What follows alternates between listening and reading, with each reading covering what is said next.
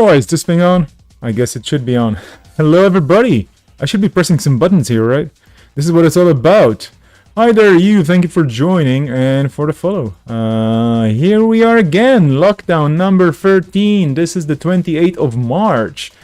And I keep hearing that there's a lot of stuff dropping later today, or already it dropped, right? I keep hearing about some spoilers, scoops, seasons, and all that stuff. And of course, you know me, I just don't care at all about this. No, I mean, kidding, of course. I'm super happy. Everybody had a blast with this, but forget about the new cards, forget about the hype, forget about everything you've seen so far, eh? We're gonna be going into something way more hardcore than any amount of scoops and updates and everything else you can imagine.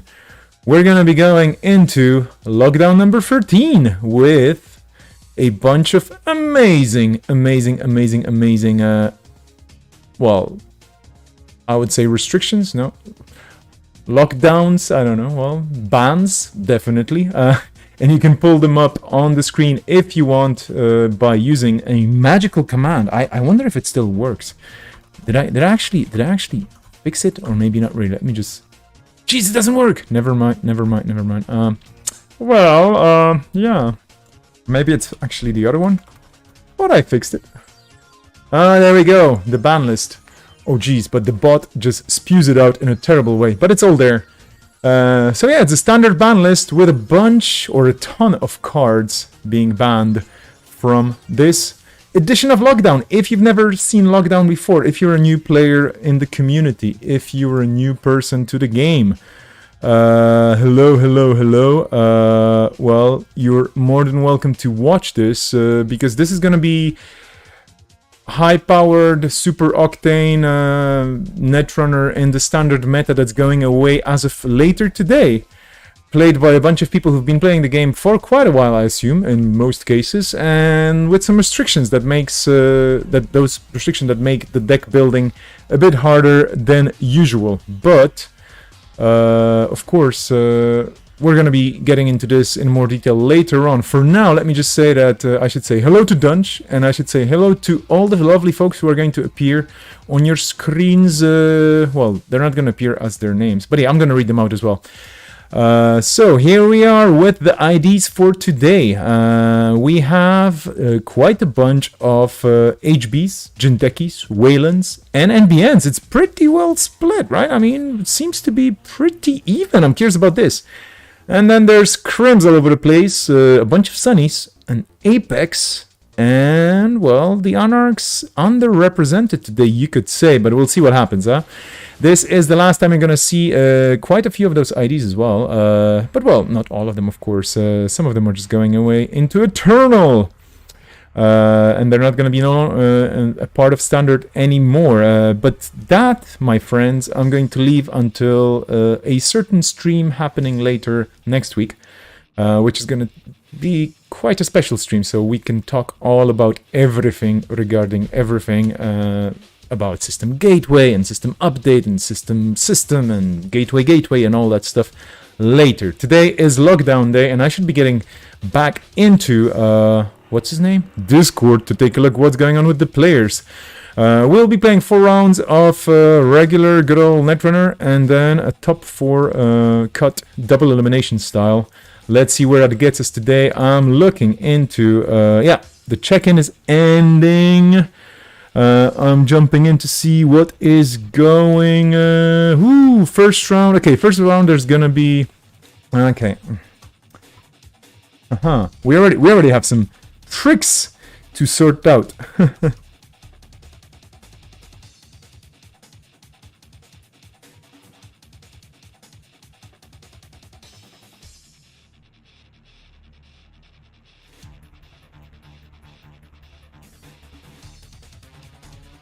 Okay. My silence usually means I'm typing, by the way, in case you're watching the channel and you're like, why is he not saying anything? This is a live stream. Well, that probably means I'm TOing, as in tournament organizing, and if I'm quiet, that means that, that means that I'm typing into another window trying to do something else. And I should be pairing people up, right? Right? That's how it works, right? So let's just pair you around. And let's see if everybody's here. And if that doesn't happen, I might be repairing. Okay, let's message people.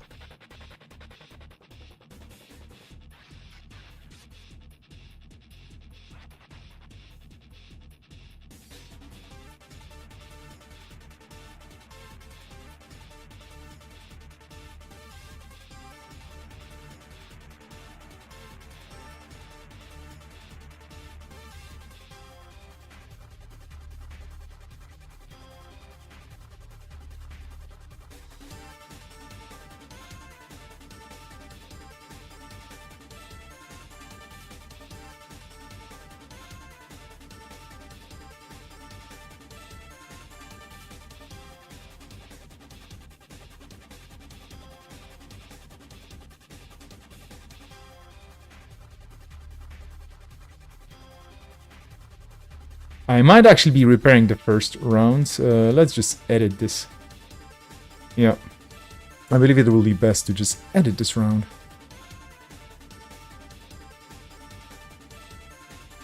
Oh, okay.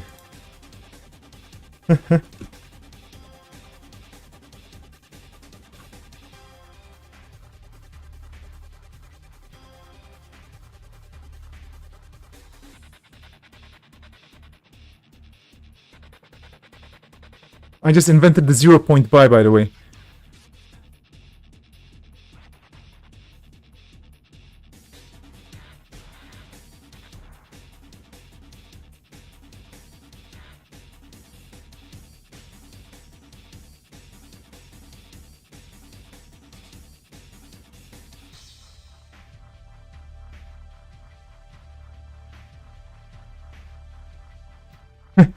Okay, I should be able to actually tell you what is going on, but I can't, right?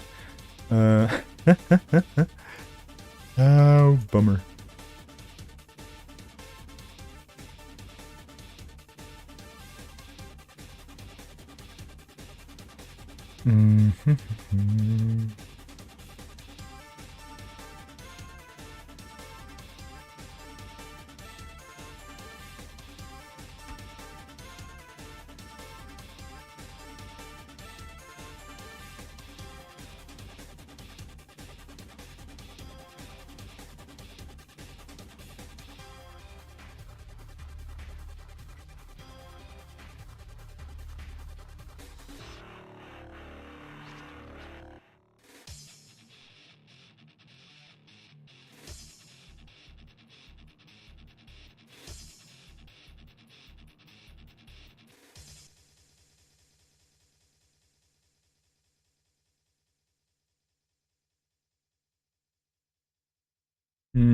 Okay.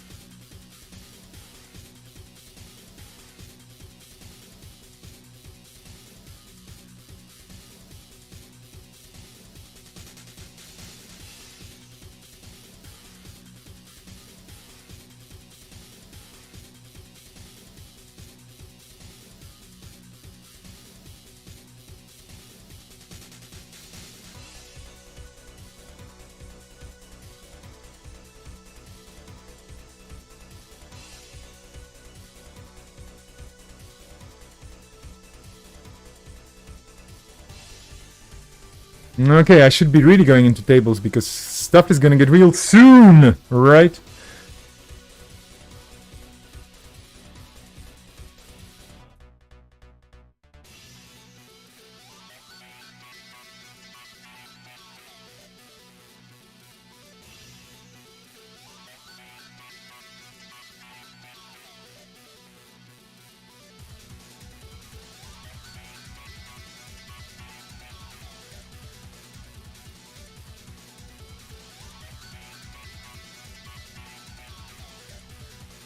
This is busy today, huh? Okay. So, folks, there's a bunch of games. Sorry for being quiet. It's just there's a bunch of TOing happening. Yeah, we have keyhole. May not be a big deal for this, but cool. Hey, Jessica, I'm just gonna be jumping between you know, different folks in different places. But yeah, you are all welcome to basically shout at me in the chat. I'm gonna be going back to you, and I'm probably going to be woohoo. I just joined a thing which just blonked terribly, which also means I should be fixing the audio levels once again. Jeez. Why do you do this to me? Janet, why do you do this to me all the time? You just go very, very noisy, and then I have to decrease levels and whatnot. And don't worry, folks, I'm gonna sort it out one day, right? But anyway, we are going to be starting soon. Folks have been held down.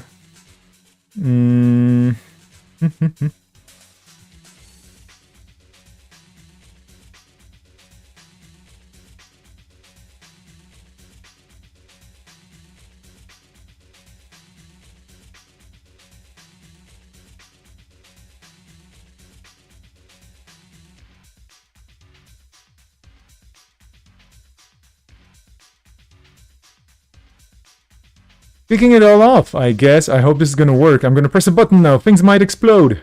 Or not. Here we are. Oh, geez. Totally didn't work. Press the button, you silly person. Okay. Yeah.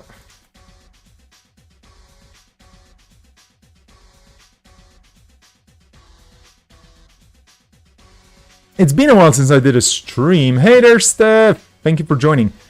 We're going to have some cool stuff happening with all the cool things on the screen. Look at those beautiful new arts for Architects of Tomorrow and Kettle. I don't know if they're actually new to you. They're kind of fresh to me, so here we go. No idea how the alt arts are going to show up. No idea how anything is going to work here. It's going to be quite interesting, let me tell you. Kettle versus Hasbioroid. Two players. Willy, who has been seen at different lockdowns before, and Mons, that, well, I think has appeared recently in the lockdown roster.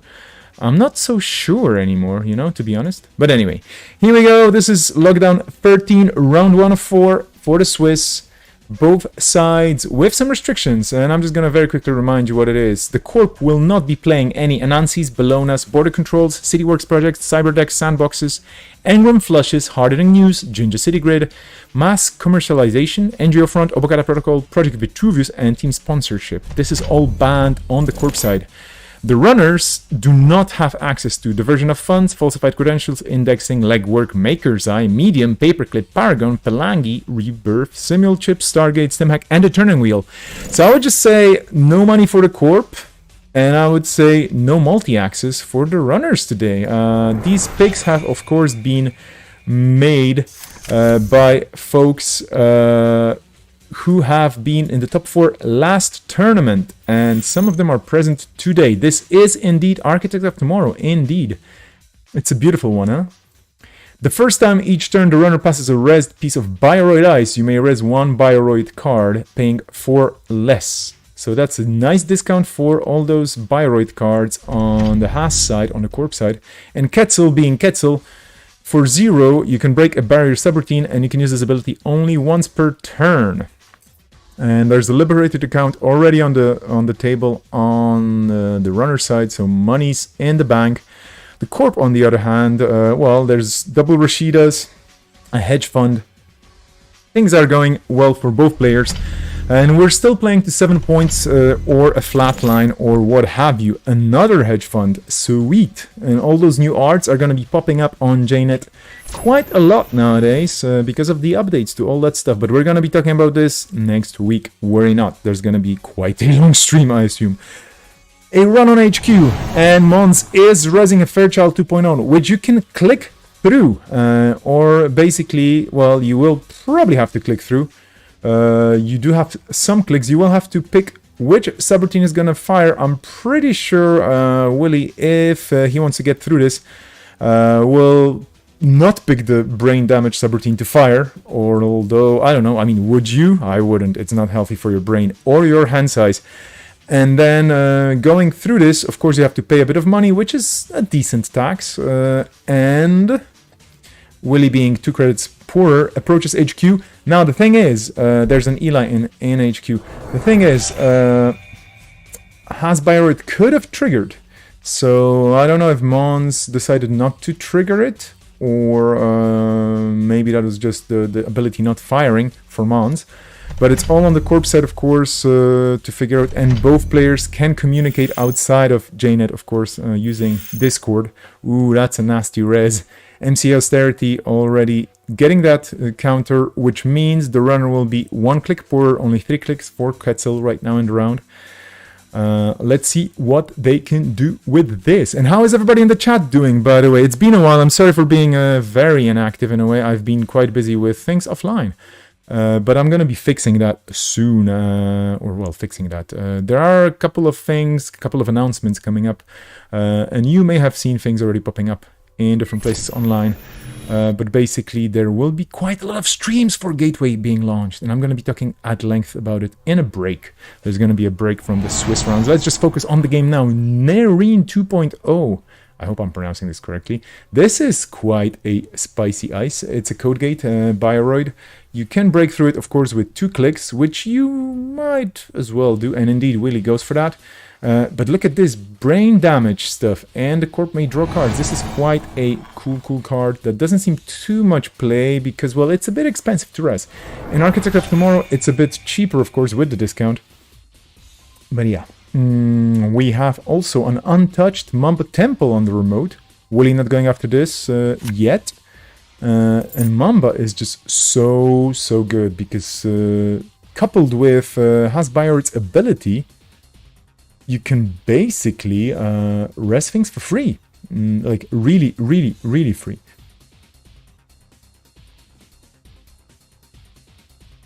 Wondering about Monza's question here. What they want to know. Oh, okay. So this is what I'm going to be explaining as well a bit. Let's just say it this way: a lot of new players on JNet, and a lot of new people to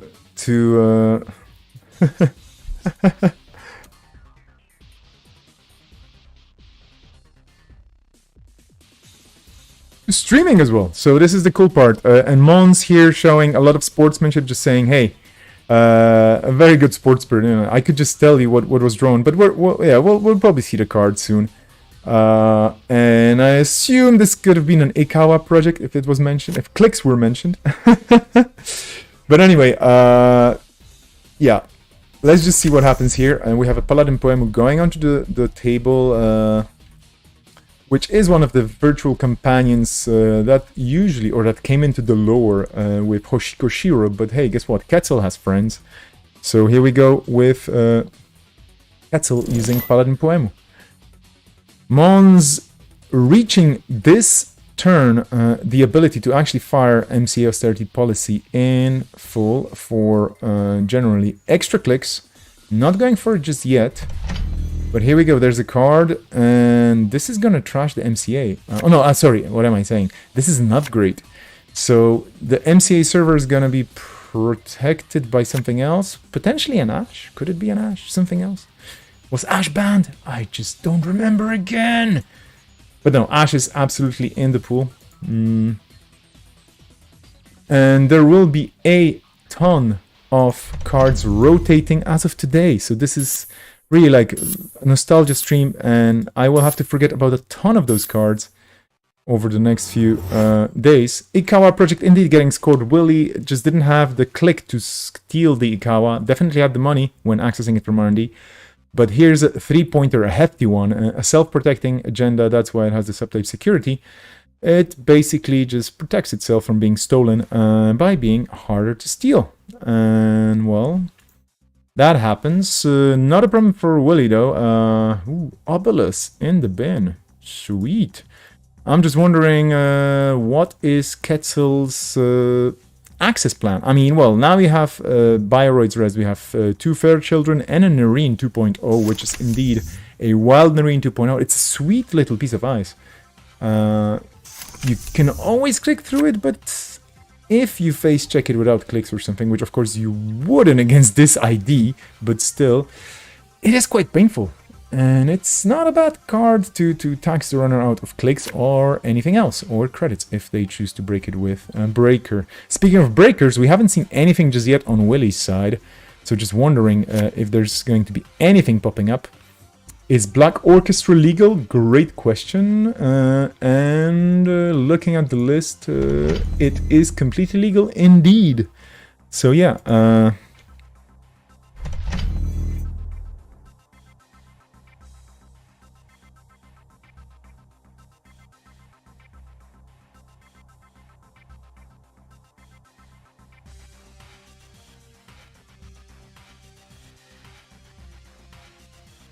And I should have posted this super cool list I made as well with the graphic design, but you know what? Nah, let's not be super fancy about it. You can always, of course, type in Twitch, in the Twitch chat, exclamation mark, was it lockdown? No, ABR, exclamation mark ABR is pulling up today's events details, and that should give you the ban list and so on, and all the details of the event and the people who signed up over there, although the lockdown sign up is usually dealt with through a different form. Never mind lockdowns and signups. Willie's going for the Mamba being used to res a roll 5, and this is beautiful. Oh wow, this is a mean deck. This is a deck that just makes you lose clicks, and now Willie has to decide, okay, do I trash and lose a click, which is anti-tempo, but then again, okay, no trash. Friendship upgraded, as in Roll 5 being, of course, in that series produced. I wonder if this was produced by NBN4HB? Would have known. Well, anyway. Going for a Jeeves model Bioroids in Silver 5, and that gets definitely trashed because you don't want to. That gets imped. You don't want the Corp to have extra clicks next turn. No siree. That's not going to be happening. Rosenheim's Intergrade, big shout out to you and for another great event. Have fun, everybody. Shorty, yes. Shorty decided to actually enjoy life today. Thank you for the greetings. Usually Shorty would be showing up somewhere there in the field, but today taking a bit of time off the grid, and that's good. You should totally go out if you have the ability and opportunity. Get some fresh air and some sun if you're lucky enough to have it, and enjoy. And in the meantime, we're going to be locking things down here online. So, another card on server 6 could be another Jeeves. We had only one Jeeves trash so far. Triple Hedges already in the bin, double Rashida, and a single MCA. So there's probably 2 more MCAs in the game. And that means Willie is on a timer, but when you have all the money in the world, you might as well start getting ready to, well, pressure the Corp somehow. And Mons here sitting only on 4 credits. That's not a lot. I mean, you do have to, of course, take into account both the Mamba that's still on the table and the ID ability that allows you to res with a discount. But the thing is, for example, to play events or to play, well, basically to play quite a lot of cards, you need way more than 2 credits and a potential small discount. Daily Business Show. Okay, that gets res with the Mamba Temple credits, and it's a great card that allows you to filter your stuff. And again, amazing art by David Lay here. A new card, a new refreshed visually card from, well, the system update pack.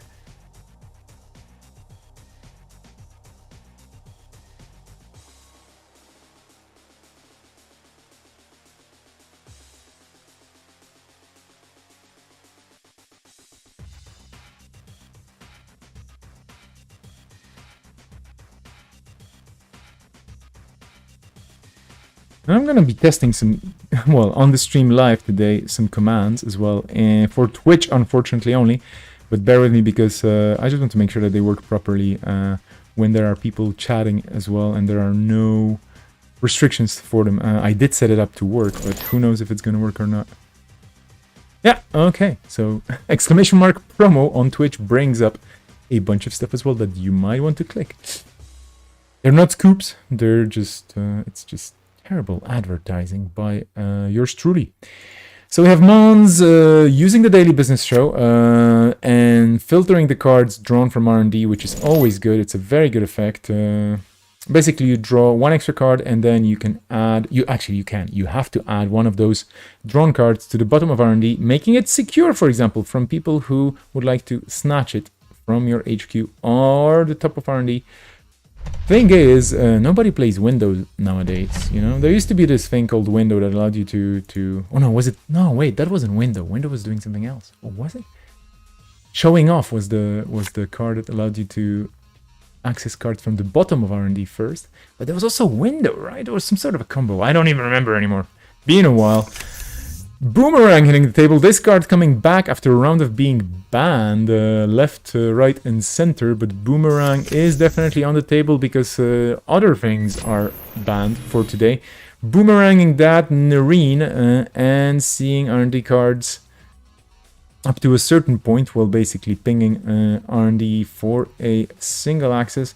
Thing is, you cannot really access much with the bans we have today in store for the runners.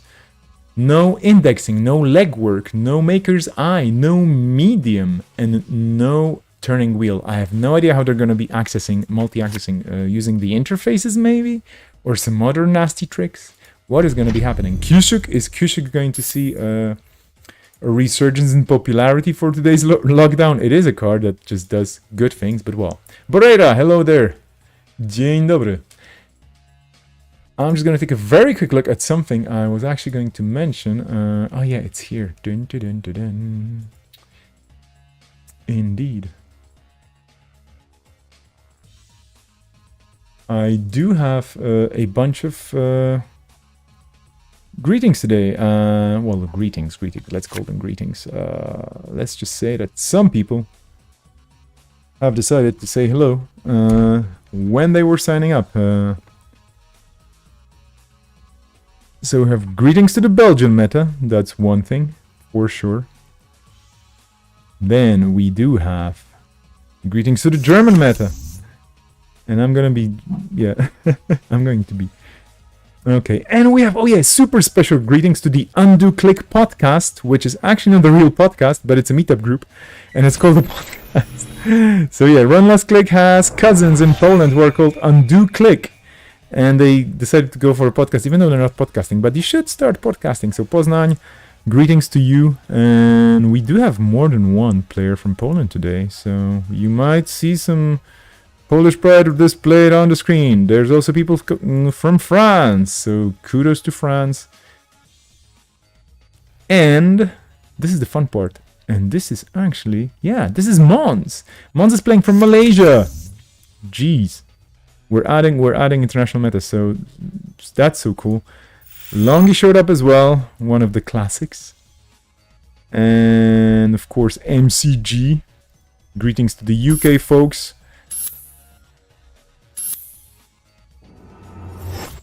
That's a score. That's an advanced concept hopper. So this hopper is going to make, well, it even better for the corp to see the runner run. Very nice card. Kind of old school. Had its day in the sun, but now no longer prevalent in many places. There are better agendas. Cyberdeck Sandbox, for example, which is banned today, by the way. But still, it's a very good agenda in standard... and you do see it quite a lot. Advanced Concept Hopper here, fitting neatly into a 4-2 slot, just giving you a draw or a credit, whatever you prefer. Also, the bankers on the table, quite a powerhouse for making money. Willie will have to start spending those hard-earned credits on trashes, because the more, I assume, the more you let the corp have a board state here and go horizontal on all those different remotes with all those different very useful cards, the less your chances are of actually getting points and winning this in time before the corp goes up to 7 here. And Mons is on 5 points already. So let's see if Willie can turn this at least a bit around to see any agendas. Let's just see. I'm curious about... yeah, there's gonna be trashes. There's gonna be trashes.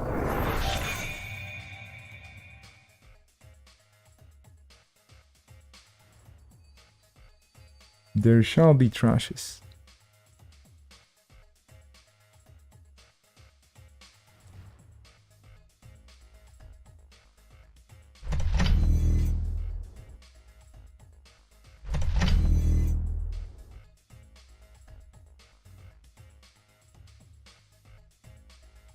Greetings to fellow runners from Spain here, to the La Plana meta.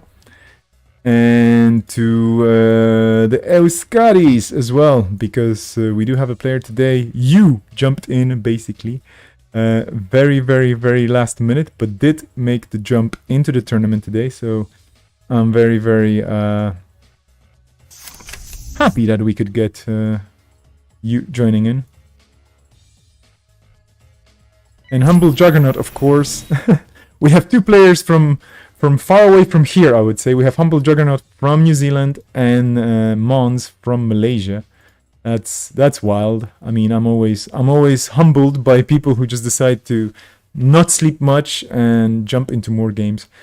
And now we actually see what's going on. I should be zooming out. Excusez-moi, I was looking at a different spot right now. But now we see what's going on with Quetzal's game plan. It's basically Faust, which allows you to break for cards, which you still have quite a lot in your stack, so you can keep pressuring the corp. And E3 implants, which allow you, in combination with, for example, Kungamato, break through any piece of ice, basically, rather cheap. So that's really, really cool.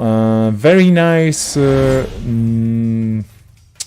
How do you, would you call it like meta breaking? Because you don't really use icebreakers. So maybe, well, I mean, you do use the Faust, sorry, from time to time. But I'm just wondering. I don't know. Well, anyway, there is an advanced concept hopper in. There was an advanced concept hopper in server 2. So now we can see that Willy has some points, but at what cost? I mean, we did see quite a lot of nasty things happening. There was Mambot Virtual Tour, which basically eats your... Oh, I'm going to bring it up on the screen right now. It eats your funds, and it is brutal. You have to trash it, and it eats your credits or other means of trashing. You have to trash it if you're able, which is a very, very cool way to just sift some options away from the runner. Be it credits or tokens or anything else that allows you to trash. You is a confusing username. Well, it's a very green username as well, right?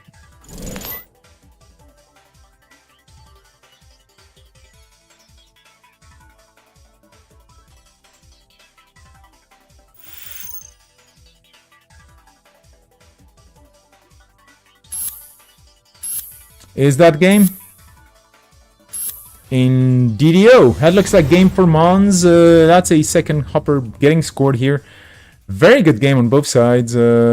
Definitely oppressive on the corp side, just making sure that the runner loses tempo at the right times and that, well, that you can score out. Looks like a bit like a rush deck, but like a rush horizontal deck. Not a lot of ice hitting the table here. The archives do have quite a lot of horizontal support. Okay, let's take a look at the reverse of this. And in case you just joined, this is lockdown number 13, the luckiest of lockdowns. All those green dots mean that people are recording those games. They're saving the replays, which is awesome, because then they can look at the games and, you know, people have been actually commentating on other people's games as well. We've seen Andre from Metro Grid doing this. We've seen Baramu, I believe. Or was it Mooman? I think it was Mooman. Well, one of those two doing this as well and giving a kind of a proof of concept on Reddit for that. And I might be getting into commentating replays at some point as well. But I'm probably going to be doing this mostly for Gateway and Startup in general. But yeah, let's see. Cider Laboratories versus Az McCaffrey. Good luck to both players. This is the reverse, and we're going for it. This is round 1. And I will be... Oh, Endeavor! Hello there, Moritz. All is well, and I hope everything is well wherever you actually ended up right now, be it New York or this side of the Atlantic. As versus Cider, the first game went for Mons with the Corp scoring out 7 points. So we had a very good Architects of Tomorrow setup, and Wooly was just not lucky accessing the agendas because that Ikawa could have been scored by Wooly if he had a click left, but that actually did not happen, unfortunately. But here we are in the reverse, in the rebound of this game. We have Az versus Cider. Gonna be zooming in a bit. By the way, I hope the resolution of today's stream is okay. I had some technical issues with that last time, but I think I fixed it. Here we go. That's a Rozeki, which should of course be banned, but it's not this time. So that money is gonna keep flowing. And by the way, in case you're wondering what happens if players play with an illegal deck for some reason, well, I'm gonna tell you. If they play with an illegal deck, I will be angry. No, I'm kidding, of course. But we might get a game loss, or you know, it all depends on the players. It's a friendly tournament. It's a casual tournament. Usually it'll be a game loss, and then we move on to the next game. And people, of course, have to edit their decks to match the terrible restrictive banning list. Off-campus apartment and Lewy Guillerme. Okay, well, Lewy Guillerme getting trashed straight away. What happened with Lewy? He just disappeared from the table. He goes onto the off-campus apartment, which is a cool thing if you're a student. Usually crashing with friends means sleeping on the couch. This time it meant sleeping on a server farm. There we go. It's actually warm, right? Server farms should usually be warm.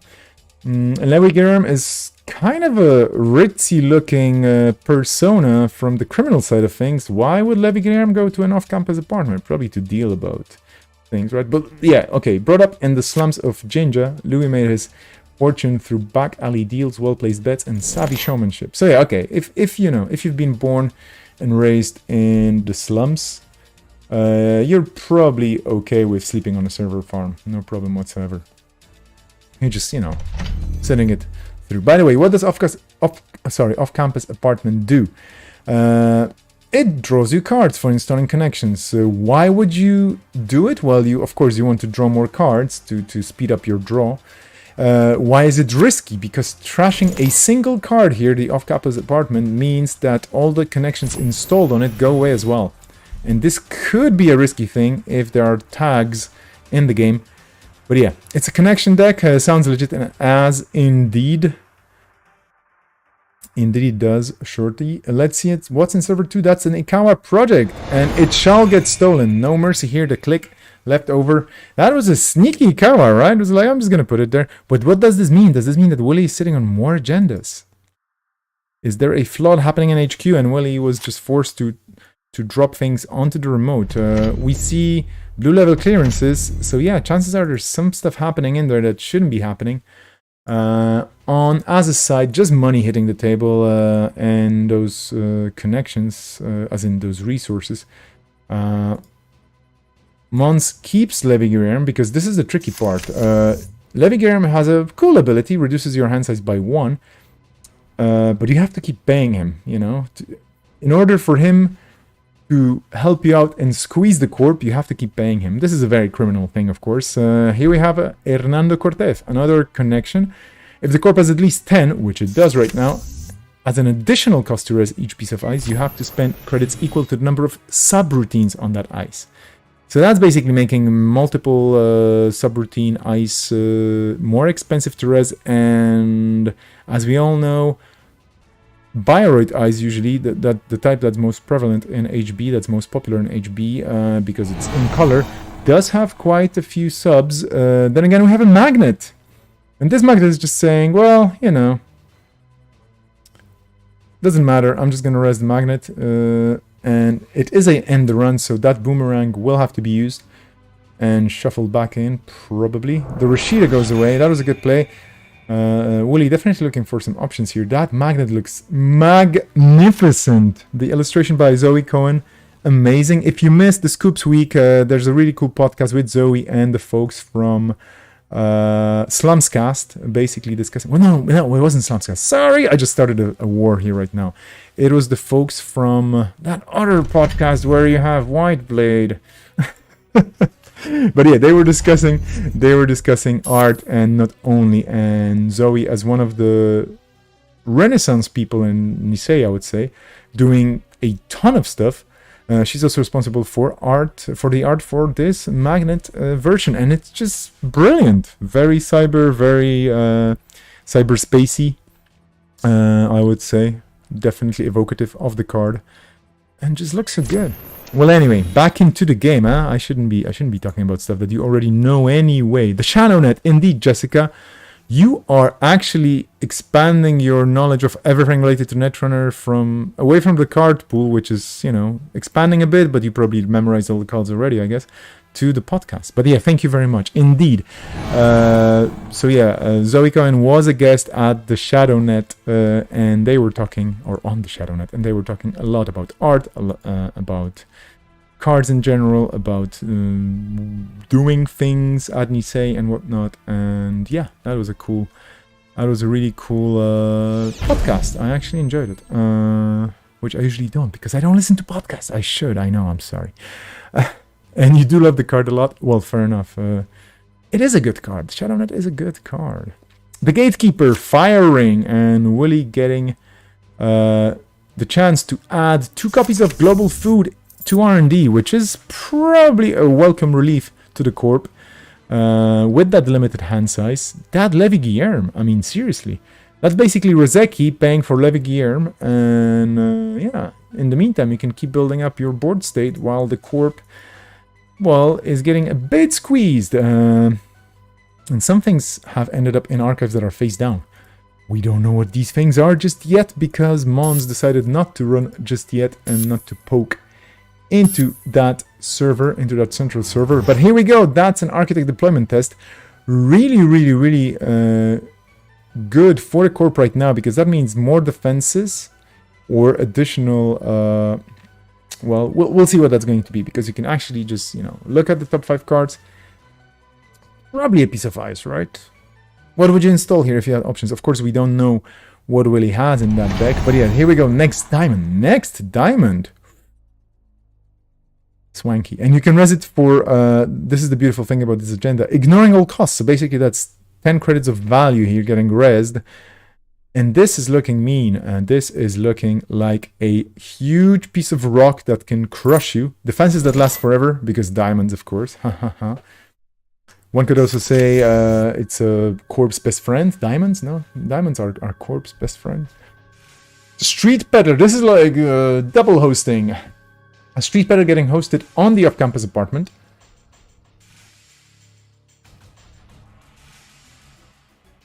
Which draws Mons a card, and then Street Peddler, of course, hosts 3 cards on itself.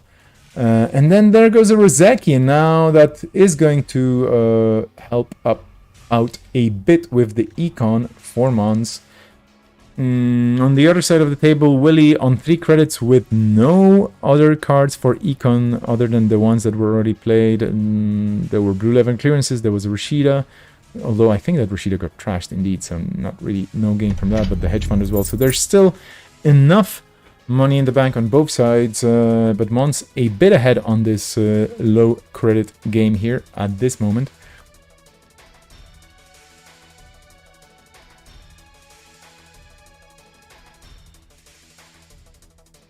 Oh geez, I just got an email. Scary, sorry. Wasn't expecting this. Shouldn't be paying attention to other places. Here we go with a run against that Gatekeeper, because your turtle is powerful enough to break Gatekeeper after it got rezzed before, and you can definitely get through for a paltry 2 credits. Now I'm going to try and make some weird noises. By the way, in case I drop today from the stream, that's probably technical issues that I have been facing for a while in the recent days. Basically, I just had some random crashes here and there while using my computer, so apologies if my rig decides to blow up. But the tournament will be going on, do not worry about that. Just the stream would probably suffer a bit from my absence. Although from what I hear, maybe not really. Rashida getting raised in server 3.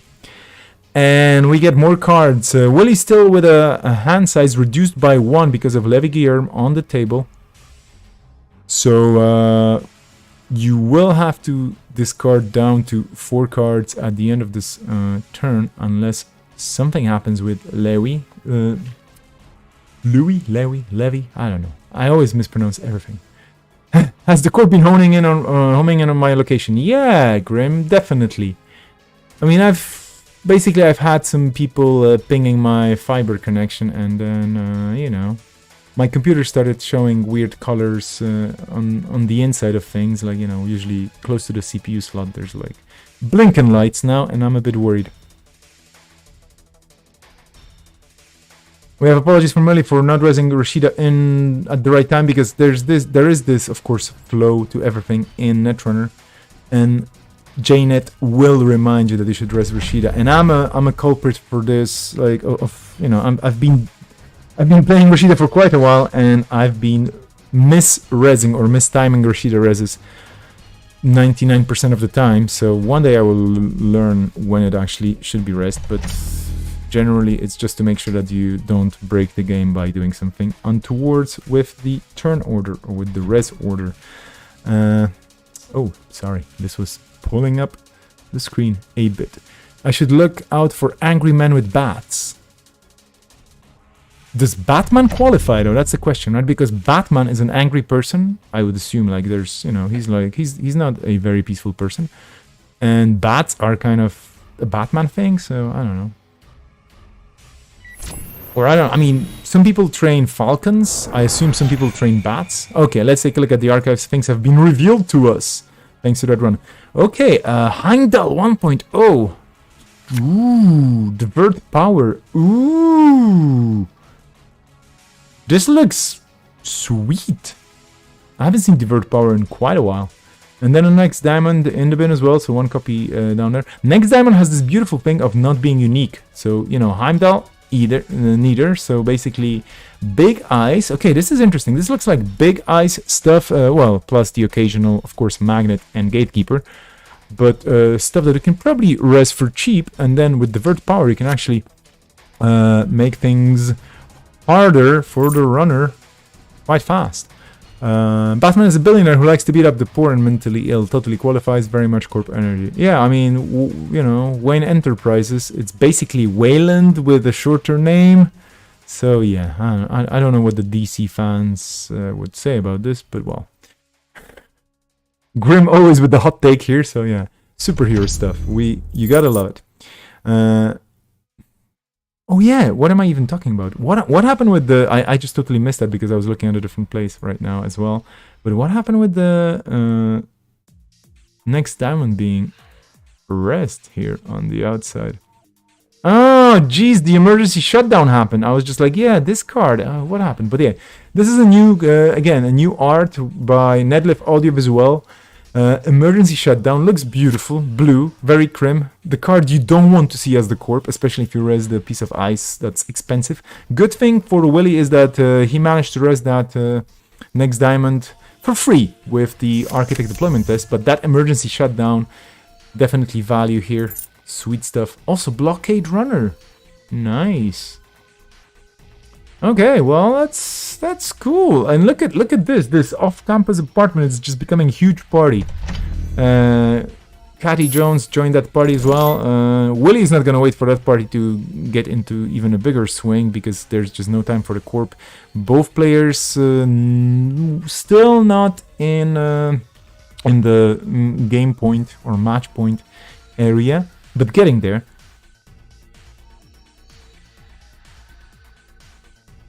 By the way, folks, if you're wondering why am I not hyping any gateway cards or anything, or there's been a lot of that happening. People have been doing an amazing job. There has been so much coolness happening. I think Ed, also known as Cook Ed or Cooked, but yeah, Ed has been doing a daily stream for like a month.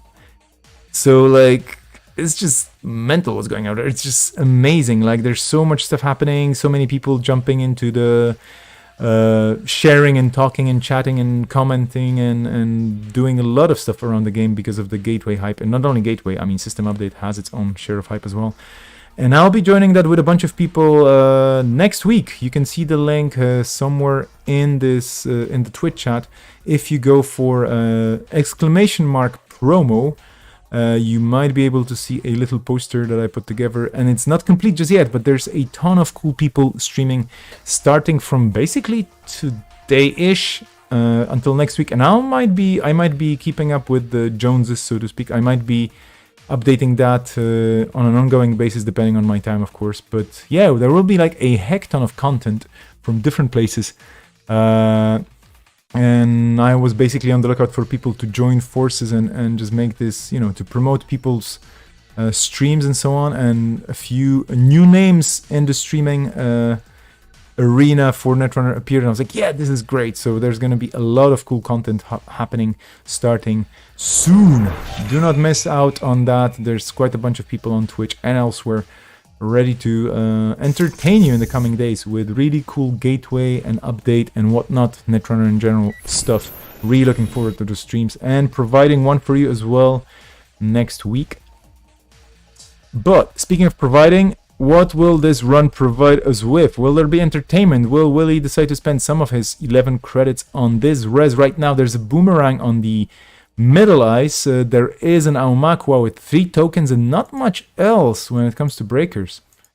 So this is where Willie has to think about it, because who knows? I mean, one click left on Monza's side. This is HB that could be a Bayreuth ice, but what if it's something big? Oh no, wait, that should be actually the diamond, right? Which does cost you extra though, so there's no res, of course, because Hernando Cortez, you have 11 credits, and Hernando Cortez for that reason makes that next diamond with 10 res cost basically super expensive.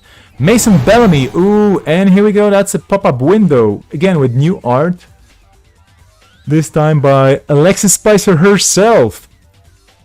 Looking also beautiful, and I mean the art. I mean, Alexis is a wonderful person in general, but like the card itself just looks completely on topic and on point.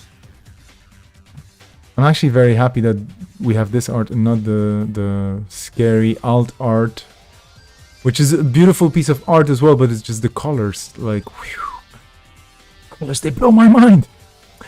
Captain Nice joining in, hi all, indeed, checking in for a bit, hello there Captain Nice. Captain Nice is missing from today's roster of players because they just decided to also take it easy and spend some quality time with life that's not Netrunner, which is great. I should be doing this myself, but I've been doing this quite a lot over the last few days, so this is why I'm back right now. Willie thinking about something, needing 2 seconds, and of course there's plenty of time left in the round. I should actually be checking this.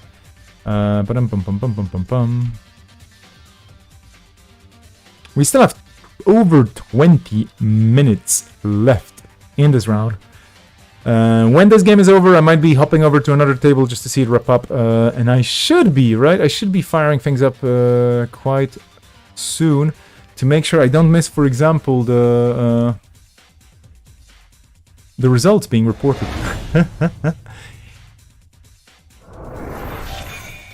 Okay, that's an Architect deployment test getting snatched. If you're on the runner side, you go, yay! If you are on the corp side, you go, boo! If you're like me in the booth, you just say, well, that's life stuff. You do what you have to do. Sometimes you just have to, suffer the consequences of putting things in the wrong places at the wrong time. But basically, runners are just mean and they just want to steal your stuff. And I'm always a bit sorry for the corp, to be honest with you. Okay. We have some games reported already. But I'm going to be updating the results later on. Right now, there's no time for that because this game is far from over. Still not there just yet.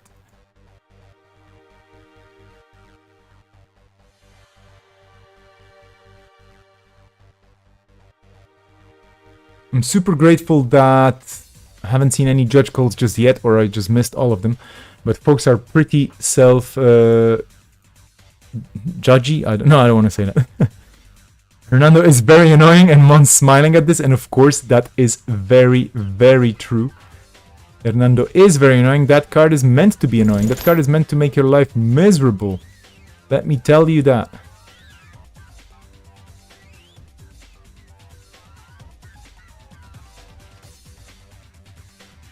Okay, time to pull up some results. There's a... Okay, next diamond getting raised. Because the vert power will make things easier for you, but that Hernando Cortes is just sitting there saying, well, you know, with this grin, with this like, ha ha ha, smirk on his face, just going, yeah, actually not a grin, it's more of a smirk, indeed. Just saying, yeah, well, you know, res your stuff, of course. Why wouldn't you? It's gonna cost you extra. You can still do it. It doesn't, this is the beautiful part, it doesn't ban the corp, it doesn't stop the corp from resing, guys. It just says, well, you know, it's gonna be expensive. The Crim way of things.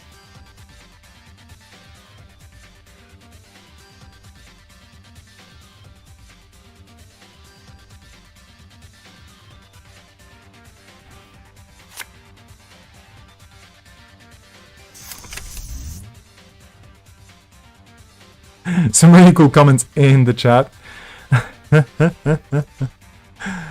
Off-campus ads versus cider only in lockdown. Indeed, I mean... Ooh, there we go. That looks like a wee Jendi. But, yeah. Willie is just saying, hey, you want to come in? You want to check what that is? Could be a cerebral overwriter, right. Could be anything with 3 advancement counters. Taking bets only now.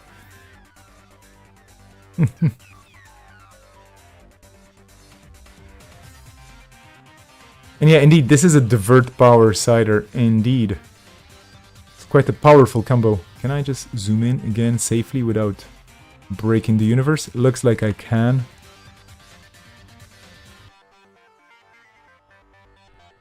This is indeed Magnet. And I'm in the same camp.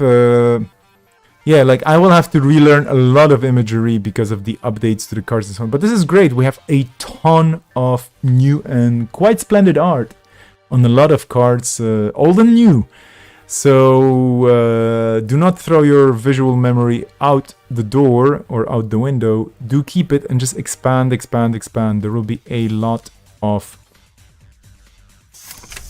new stuff to learn. Really looking forward to all the new cards.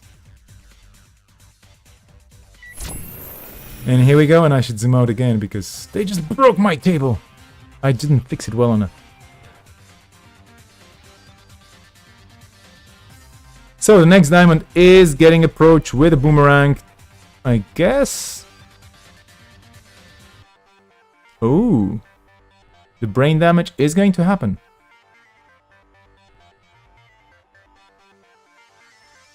I mean, yeah, if this is a winning agenda in there, then might as well.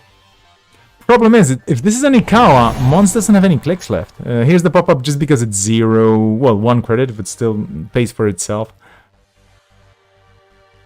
Does tax the runner, which is never a bad thing. The Magnet, not particularly useful in this matchup, but believe me, there are matchups where this is going to be interesting. And then Willie saying, well played, so that actually is not an Ikawa. That's a global food.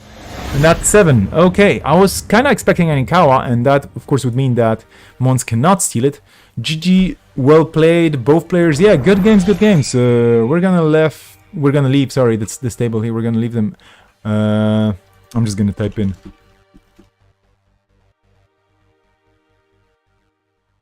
And I'm gonna hop out of this table just to hop out into another table if there's something left. We have Deus Mortis versus MCG. Shall we just hop in there and take a look if they finished or not? Let's do this.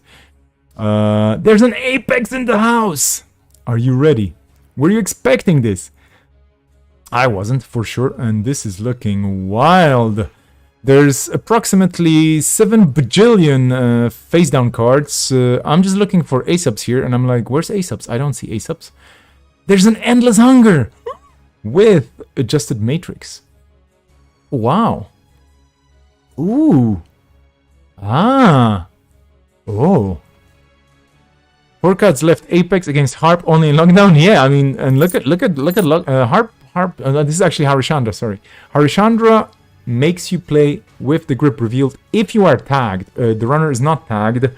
The kind of nameless, almost horror, but still the cybernetic horror of Apex is not tagged right now, so we don't know what the 2 cards are, or rather, the corp doesn't know what they are, or maybe they do. But MCG here sitting on a tower of ice, and look at this beautiful toll booth. Ay, so cute. But yeah, this is a really cool build for Apex. Let me just take a look at the heap. What's in the heap? Well, we have the usual oh, of course. If I click again, it's gonna close, right? Mart me. Endless Hunger. I haven't seen that in Apex in a while. Should be, by the way, stretching this to make it bigger. Sorry, let me just shape things around a bit here. Yeah? That you have things for your viewing pleasure. So yeah, Endless Hunger, really cool. Kinda, I don't know. I love the card as a theme. It's not really that powerful if you think about it. It does make Apex Apex. There's an Aesop's. Okay, so that Aesop's got trashed.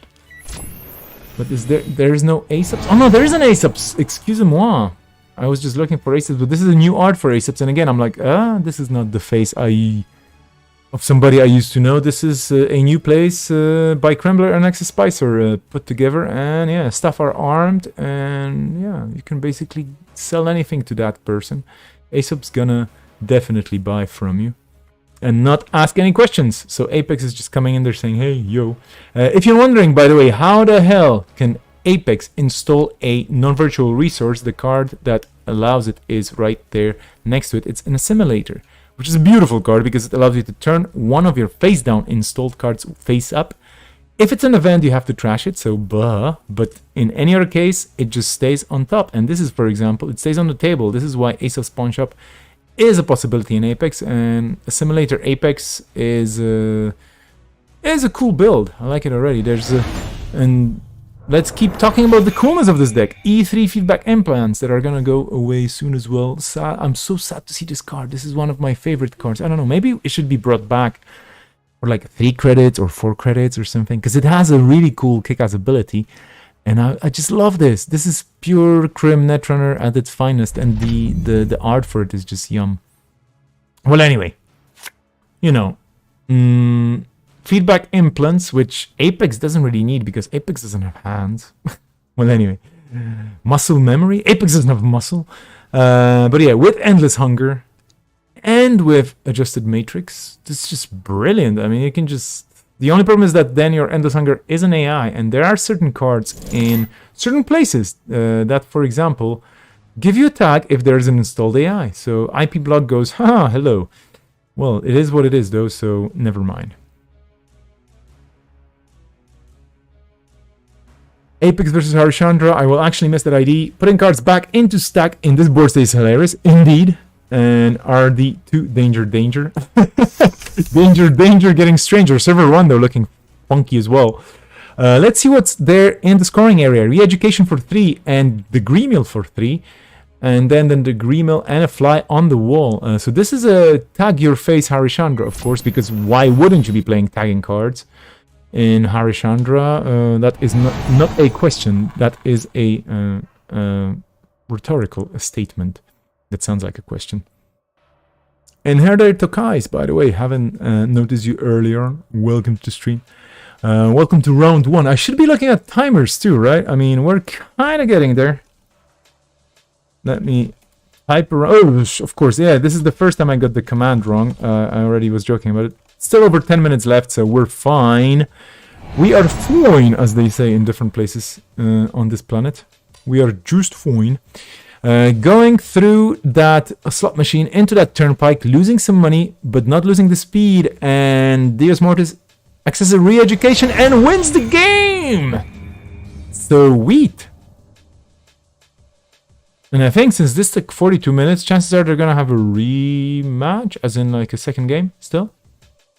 It's 42 minutes, there's around 12 minutes left. MCG checking the deck. Yeah, 2 cards in R&D left, which is danger, indeed, getting strangers. Apex wins. Points for Apex. Oh no, okay, so if MCG is reporting, that means that there's no more games in this pairing, in this matchup. Let's see what else is left in store. We have Table 2, Chuchin versus Odol. And Chuchin, one of the fans of the format, not being able to attend one of the recent ones, coming in right now. And playing Sunny today. Sweet Sunny. World's best mom, obviously. Or at least Netrunner Universe's best mom. Although, I don't know, I mean, there are other moms around there. It's a huge universe, so there's probably a lot of unnamed best moms out there, and every mom is a best mom in that universe. Well, anyway. Parental things aside, let's see what happened here. There's a vulnerability audit removed from the game. I wonder what happened here. Must have been a Titanium. And Odol is sitting on some cool cards here. And Nisei Mark II that got scored. Another vulnerability audit that got stolen. And that's a sweet card. It's a 4-3. So you know what's going on here. When you're playing the next generation, whenever you end the run reveal secretly spent credits, gain 1. So there's a side game afoot on every single card. Mind Game, which is the worthiest subroutine in the history of the universe. Oh, Chiashi, sweet Chiashi. Yeah, there's Aikis, there's Mind Games, Cortex Lock. Oof. Okay, Marcus Batty, and it's oof. This is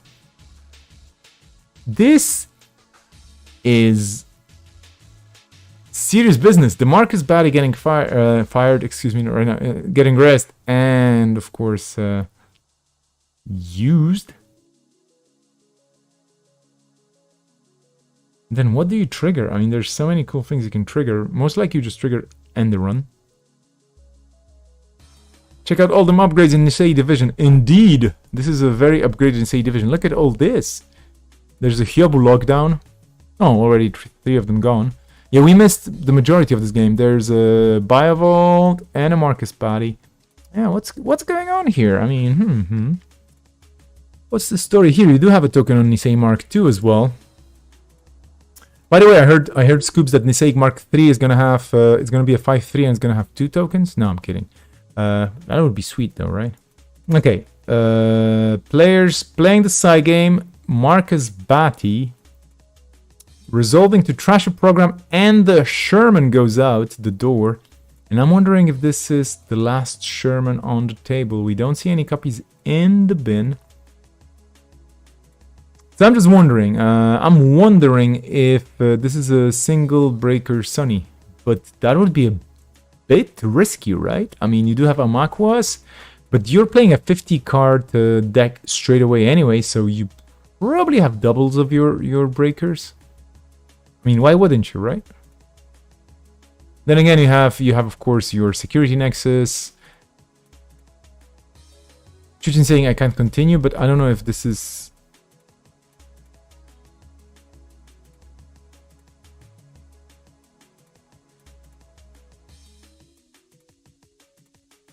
Ah, okay, sorry. Okay. I was just like, what's going on? There was a bunch of interface trouble, but we're still in the game. Zakia is best mom now, says Grim. I don't know. Should we have a vote?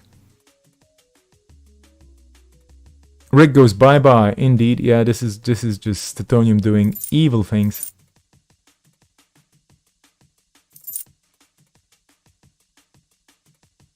I mean, Zakia, and I do hope I pronounce it correctly. Zakia has a lot of mom cred for sure. Yeah, I don't know. I mean, any runner mom is badass. No, it's like basically it's Ellen Ripley from Aliens just going, yeah, I'm just gonna hack your servers. And I'm thinking, outside of this game, are there any instances in popular culture that you could identify of parents being badass hackers, or kind of, and we're talking about cyberspace and so on, and I'm trying to think that right now hard, and I should be focusing on the game because this is where the excitement is. But yeah, we sometimes get into those chats here right now, so yeah, so let's think about it. Are there any cool cyberpunk parents out there in popular culture? I haven't played a lot of big hype cyberpunk games, for example, with some numbers in them. Oh, that's another Batty. Oof. That is basically Marcus Batty traveling between central and remote, and just saying, yeah, I can be raised anywhere. Marcus Batty, of course, apart from the Batty reference to Roy Batty, kind of looks like the chief from Ghost in the Shell, right? What was his name? Aramaki? This is Chief Aramaki with a cool eye, just kicking bum in cyberspace. With a cool suit to boot. Anyway, we're through the Tithonium. Losing a striker. This is... Oof. This is painful. I mean, you're breaking your breakers the breaky way. And here we have double R&D interfaces, by the way. So yeah, this one particular runner deciding to go for multi-axis on R&D. The mind game getting fired, and then once the mind game fires,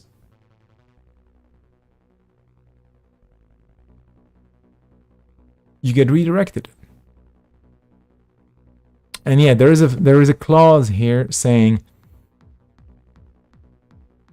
runners running that server instead of passing mind game, so mind game just goes boop. And for the remainder of the runner must add one install card to the bottom of their stack as an additional cost to jack out. Excusez-moi. So yeah, you do have to take one of the installed cards and just put it back into your deck.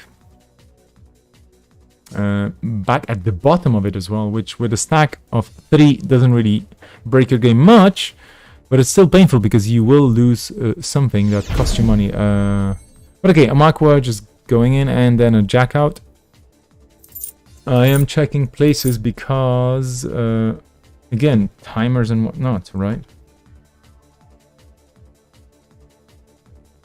I'm gonna give them not a warning but a reminder.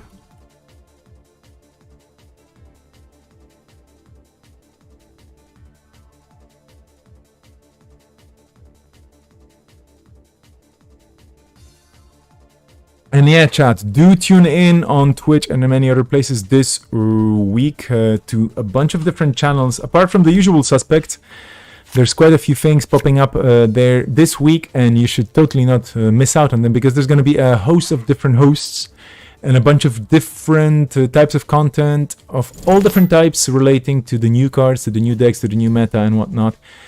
And I'll be there as well, and there's going to be a lot of stuff happening.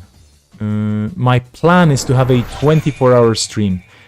I don't know if it's possible. I don't know if I can pull it off. I don't know what exactly is going to happen, but I have ambitious plans. We'll see. So if you want to hear me talk about the new cards, that's going to be that stream for me in the coming week. I'm not talking about any new cards today. I'm sorry. Coffee is going to happen indeed. And also charity things and raffles, and there will be some raffles today, I promise. But later. Let me get into this, huh? Let me get into the raffle spirit.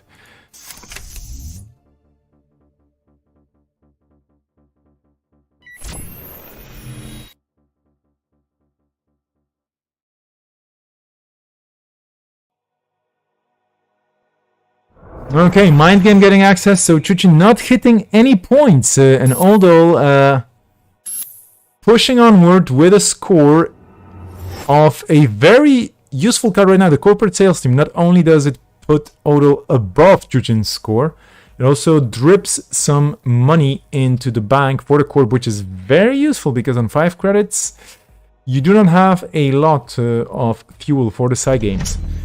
And an install right now spending another credit just to protect HQ. So that means probably Trish is going to be like, hey, HQ, I like you. What is in the archives for the corp? That's a very good question here. And there's basically a bunch of money and the Hyobu Precog Manifold and the baddies. There's probably a double advanced Biovolt in there. What is here? A mind game again. So money. The remote is rough. You need to run it 3 times to get in. Indeed. Now, why do you have to run it 3 times? Let us explain on the stream. First of all, you have the Nisei Mark II counter. Second of all, there is a Biovolt, which we see a copy here in the bin, which also has 2 advancement counters, most likely, and that's going to end the run for you. And then you have to run it for the 3rd time to just get in. And Let me just tell you that this Chiashi alone is enough to make you cry. I mean, you know, Titanium itself and Mind Game not helping anybody with anything. But yeah, that Chiashi. Okay, here we go. The Bible is getting used as well. Okay, so now you only have to run the remote twice.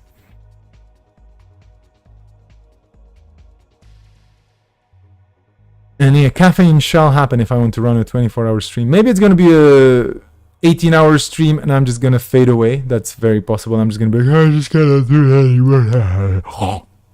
But I hope that the light from the screen plus the good energy from the people on the stream plus caffeine is going to keep me up.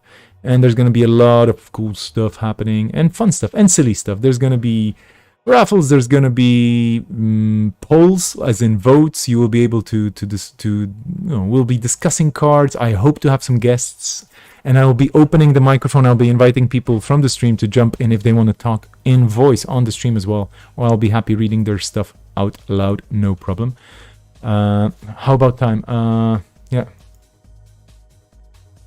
No. Very sci-fi to fall asleep in front of a flickering screen.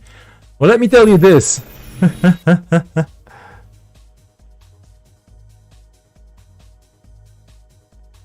Let me tell you this. I did fall asleep during a stream. Fortunately, I was just producing it, and there were people talking. But I did fall asleep, and that was during the Continental series, and there was just this ridiculous timing for me. I was just like, oh. But there were 3 people in the booth chatting away while this happened. If you rewatch the Continental streams, you might identify when that happened. And I was the one supposed to, you know, switch things around and highlight cards and whatnot, and that just didn't happen. But it's a dark secret of mine that I just spilled here on stream. I'm so sorry. Okay, although in the winning position here at this point, okay.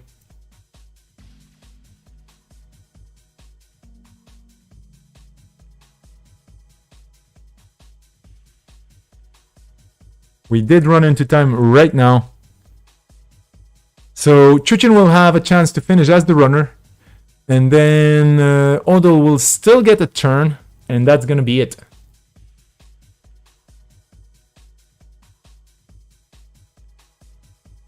And then I'm going to take some time off to, well, basically update results and make sure that you know exactly what's happening and why.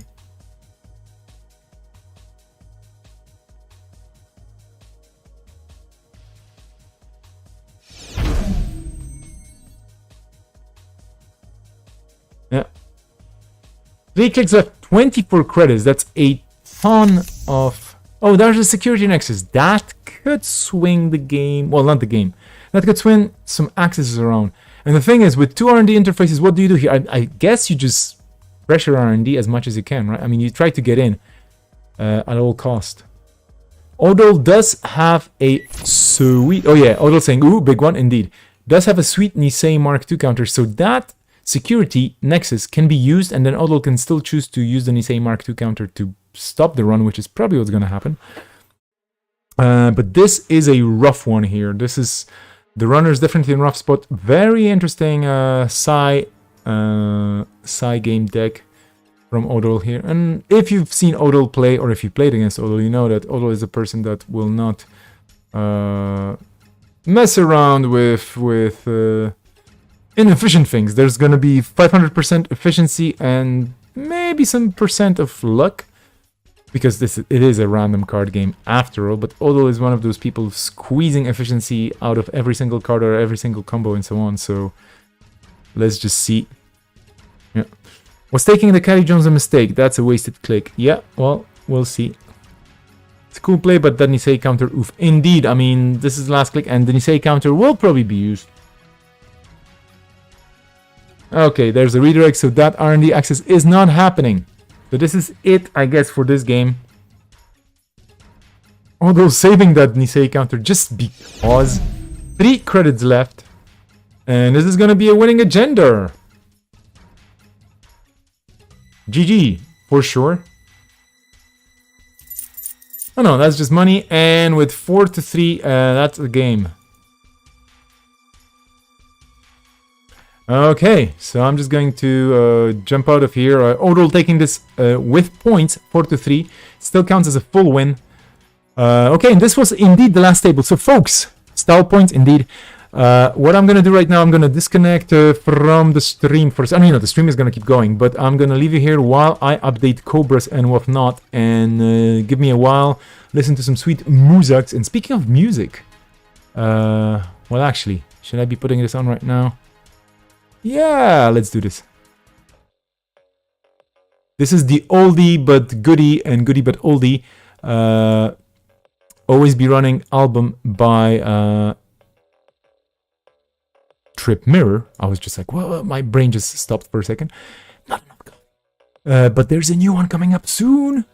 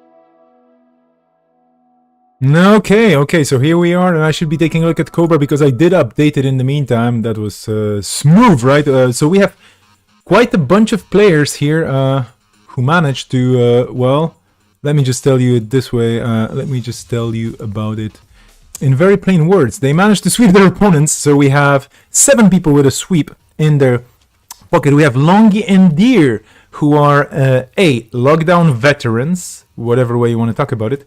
B, they did meet before in lockdown and they had interesting games. And C, playing interesting IDs today as well. So yeah, we do have Apex in the top right now as well, with Deus Mortis on Apex and Jinteki replicating perfection. Look at the color pie on all of these. This is just marvelous. I'm super happy to see so many different IDs represented. This is just great. A lot of good stuff. All players showing a lot of interesting deck building skills here. I'm really sad we cannot stream all the games for your pleasure, but it is what it is. There's going to be more games coming up soon. We are setting up right now. Players are setting up on the tables. I'm just going to be showing you the pairings right now as well, if I may. Let's take a look at round 2 pairings, although they don't look that cool in the TO view.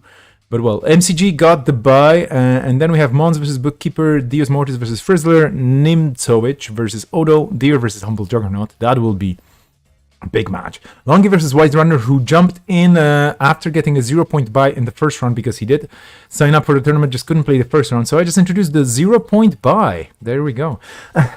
Willy versus Dunch, Jamil versus Yu, Chuchin versus the one also known as Neo. I think we're gonna go for, I don't know, Deus Mortis versus Frizzler, or, well, I mean, Let's just take a look at JNet, shall we? And let's see what should be brought up onto the screen. Let me just flip around a bit. Where were we with this? If you have any preferences, of course, for the pairings to be shown on screen, do let me know. There's quite a lot of cool stuff if you have a preference for any of the players. Let's pick names we haven't seen. I think we're gonna look for. Well, we did see Humble Juggernaut in the previous game, right? Like, but no, I think Deer versus Humble Juggernaut is gonna be quite an interesting thing, right? We should take a look. Table 4. Have they already started? No, they haven't, which is good. I'm just going to. Okay. We're gonna start.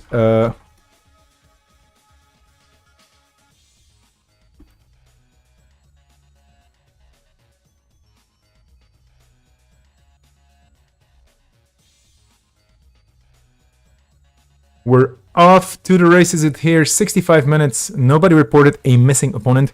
Harp versus Jessminder. Indeed. That's why I chose this pairing as well, because... Okay.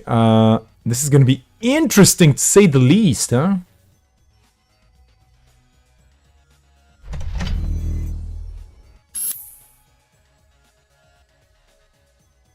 I hope the noises are not too noisy. If they are too noisy, do let me know. But I did change things, and for some reason, just my computer decides to, I don't know, do evil things. And annoy the heck out of me with noisy sounds.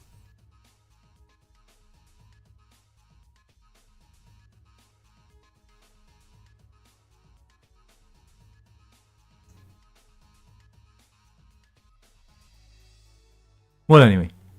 If it's too noisy, shout, and I'm just gonna...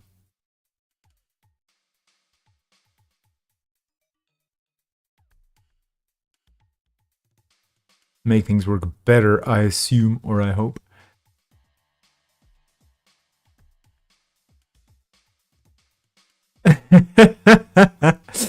Sorry, I'm just paying attention to too many windows at the same time. But yeah, Deer saying, if I'm on stream, I gotta flex. And Humble Juggernaut say, I wish I had big silhouette already. Give me a moment. The Jessminder Serene, the one and only Mirror Mode Runner, the girl behind the curtain. Now, is it the Iron Curtain? We don't know. Is it a Silk Curtain? We don't know. Does anybody know what kind of a curtain it is? Just, you know, asking for a friend. I mean, she might be pulling up a curtain up her back. I don't know. Like, she's kind of invisible because the first tag, avoidance and whatnot. And then Harpsichord. The runner cannot steal more than one agenda each turn. I love this ID. One of my favorite IDs of all time. Not competitive, not amazing, not great or anything, but just, so cool. Anytime I see Harp, I'm like, aww, cute puppy. So yeah, this is basically my equivalent of puppies and kittens. Harpsichord Studios. What? Okay, let's see the replay here. Basically, Humble Juggernaut installed 2 cards, ran that, and that was a June bug for 8 net damaged. What? That was a Mushin June bug.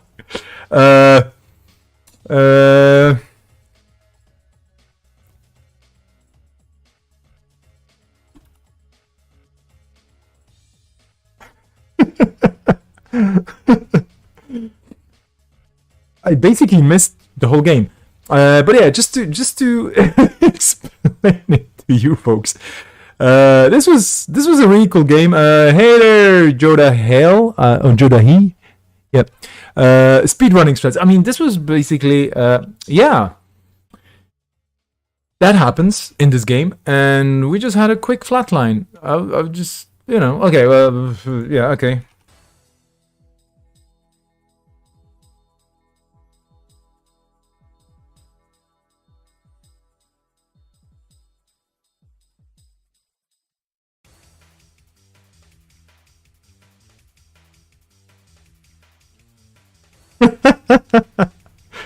Okay, next. I was just gonna let's turn it into a round table of faithful face checks. We'll have time. Okay, so yeah, I chose the best game for you folks. You should totally, you know, like, I don't know, shower the players with compliments. Oh well, I'm so sorry for Humble Juggernaut, because let's be honest, Humble Juggernaut, one of those players who definitely always brings fun to the table. And this is just bam. It was fun, but so short. But this is Netrunner for you as well, so yeah, that's how it basically works. Unfortunately, good old Mushin Junebug, indeed Diatrek, that's it, and then bam, you're out of the game. The reverse of this is going to be an interesting pairing as well. Adam versus Jinteki Biotech. And now Humble Juggernaut has some tricks. Oh lord, this might be the quickest game in history. Hey, I don't want to get an exact replay of that, but here we're here to try. If this game ends... Oh, they already conceded? No, kidding. So Adam, of course, has to have 3 different directive cards installed, and there's quite a few directives to choose from. So there's always a bit of a... Well, not quite a few, but there are enough. And Jinteki Biotech is basically an ID that you can select right before the game based on your opponent's ID. So you can kind of figure things out. Confirms you pick Neutralize. Indeed, we have Neutralize all threats. The first time each turn you access a card with a trash cost, you must trash it. Whenever you access cards from HQ, access 1 additional card, which is interesting if you run into snares. Safety first. Maximum hand size reduced by 2, but you actually can draw up, which is good. And then Find the Truth.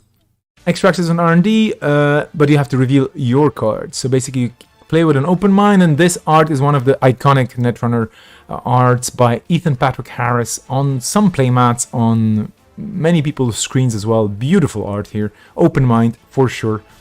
And yeah. Here we go. I'm definitely playing ABR in this set. Yeah, well, here we go. Server 1 getting... and Server 2 getting an install. And Server 3 getting an install. Humble Juggernaut here with a splay, just saying... excusez-moi, I'm just going to, install cards, let you do stuff. Let's go.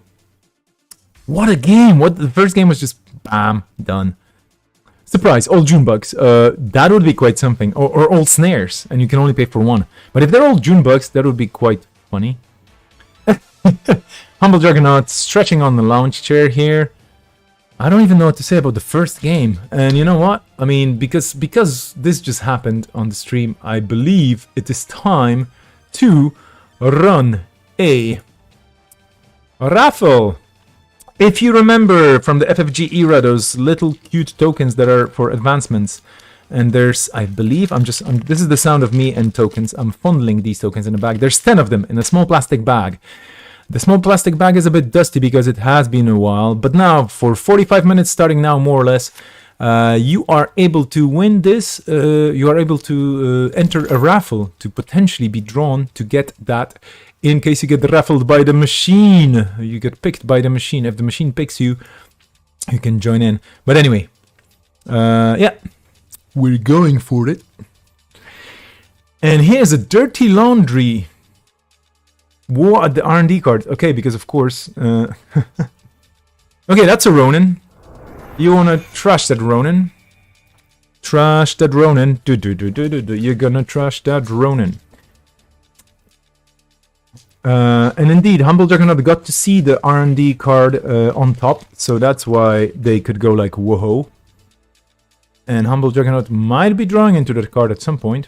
And look at this Ronin art, by the way. Ooh.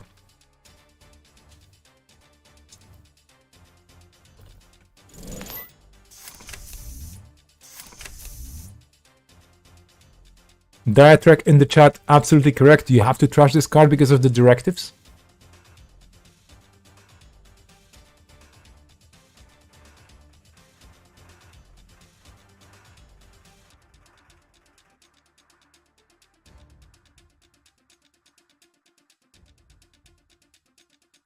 If you hear any chewing sounds, apologies for that, but that's basically my lunch. I'm chewing on my lunch right now.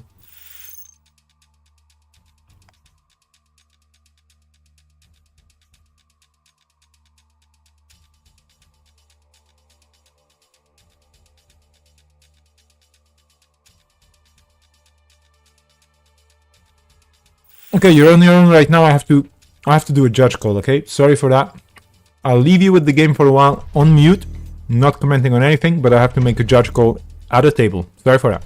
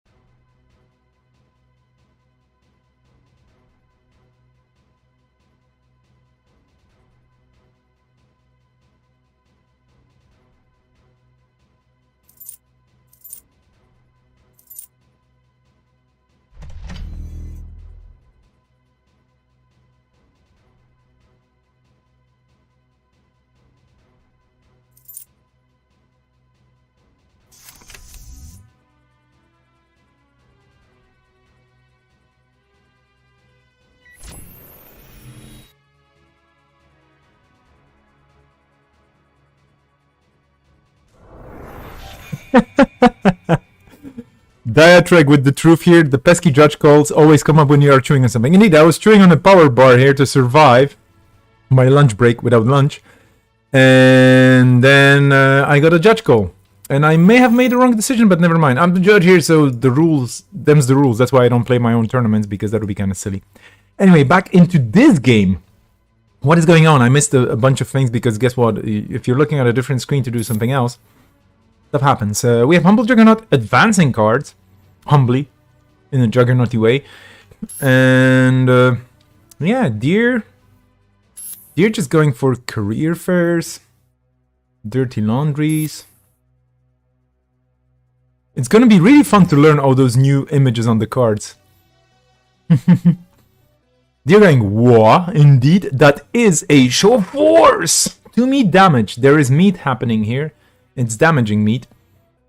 And if you're a Bioroid, do you actually take meat damage? You take kind of chassis damage, I guess? Well, anyway. Sport Hopper trashed. Just because you want... Yeah, we might want to draw extra cards just to make sure that you do survive. By the way, in case you're wondering about the judge call, it was basically a Wanton Destruction versus Seder Laboratories interaction question.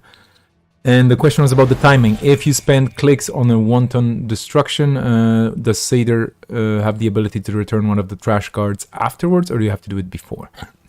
And that's about it. Excuse me. In the meantime, Fetal AI scored by Deer, so both players on 2 points. A bit of damage. Damaging folks.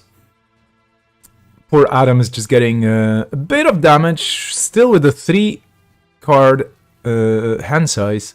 It is risky to play, I mean, 2 show of forces and you're dead. Unless you have some tricks up your sleeve. But what tricks can you have up your sleeve if you're a Bioroid? And here you do have 1 sleeve, but the other one not so long. So not so many tricks. And Adam's repertoire when it comes to avoiding damage, I assume, this time. On the other hand, the Corp with Ronan with a daily business show. This is going to be a horizontal Jinteki. What is this? Another? Oh no, that's a medical breakthrough. That is important. But the problem here is, and they're going ooh at this indeed. The problem here is that Humble Juggernaut is very low on credits, which may not be that important, but Deer, they have a big advantage in money now. So they can decide to just trash stuff. Can we talk to Jinteki peeps? That's so amazing. What about what? What's going on?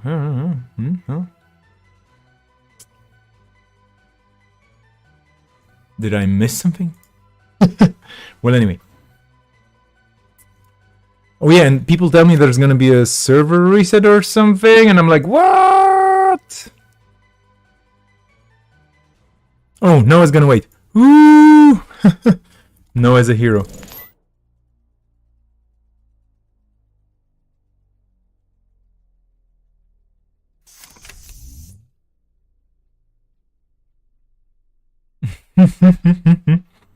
There's gonna be a server reset, so yeah, we might not have JNet afterwards. No, I'm kidding. Of course, see, this is it. You run an event and then you delay the launch of new stuff. I'm so cool. Lockdown is so cool. We're actually putting restrictions on launches left and right. Well, anyway, apologies to everybody waiting for new stuff and fixes. You will have to wait until we finish this round. McKay, let me just pull up the... Yeah, around 50 minutes. Okay, so around 50 minutes from now, there's going to be a live, on-stream, server reset and refresh and everything else. And it's going to be so much fun. Exactly. Then we're going to reset the server. Nobody gets to play with gateway cards until my round is done here. We have the power. Also, there's a raffle. If you're waiting for the server reset, just jump in and join the raffle. If you want some advancement counters. Or you can, if you don't want them for yourself, you can give them to a friend who's just starting the game, and you can give them a fancy set of advancement counters. You know? Just saying. Anyway, that's a medical breakthrough, so we're evening things out, but there's a tag on Adam right now. Now, Deer, do they choose to keep the tag, or do they choose to... Yep, There's a Deuces Wild, so that's a very swanky play here. Just drawing cards, losing tags. Everything is great now with the brain chip. Of course, your hand size goes up, your MU goes up. Sweet, sweet, sweet. But Humble Juggernaut still has that Jeeves model Bioroid on the table and is drawing a lot. And as for credits, which is the right number of credits for a snare, by the way. A new piece of art as well by Akira for snare.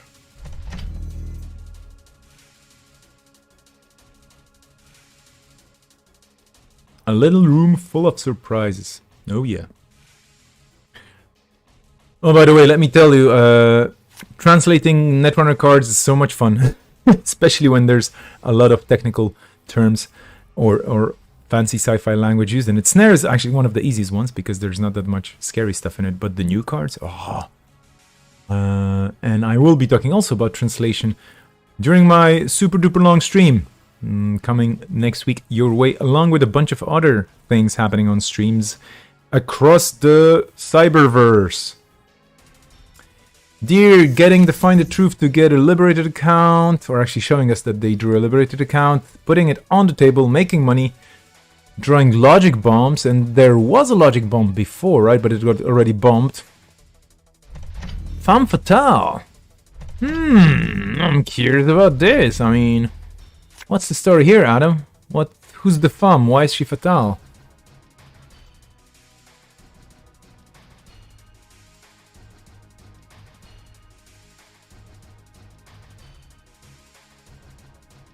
I should be firing Slack up.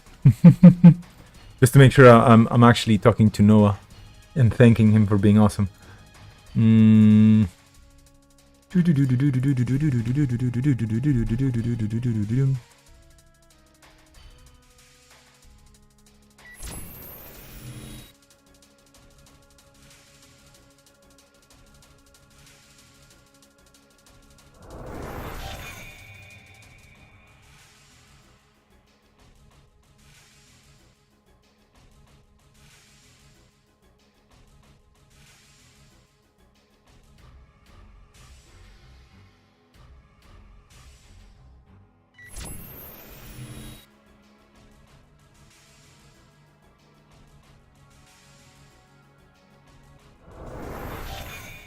I've been basically delaying Nisei stuff since 2018, I think. I should put it somewhere in my business card, right? I mean, it wasn't me doing it consciously in 2018. Or was it 19? No, sorry, excusez-moi, 2019. Whoa, time flies when you're having, pandemics that kind of freeze time in your head. But yeah, so since 2018 January, I've been involved in delaying Nisei stuff happening because, for example, Spanish customs. Anyway, back into the game. The last medical breakthrough, which is a 2-pointer, is a 2-1 right now because of both players having a copy of it in their scoring area. Or in their scored area. Excusez-moi. R&D wide open. Humble Juggernaut on 4 credits. We do know for a fact that there are snares in this deck. But Deer right now, they're on basically on 7 hand size, which is good enough to survive a boom if need be. And boom is indeed legal, so you might get boomed if you're very, very unlucky. No, it's on Discord too as well. Yeah, I'm just going into Slack as well. I'm multi-platform as well.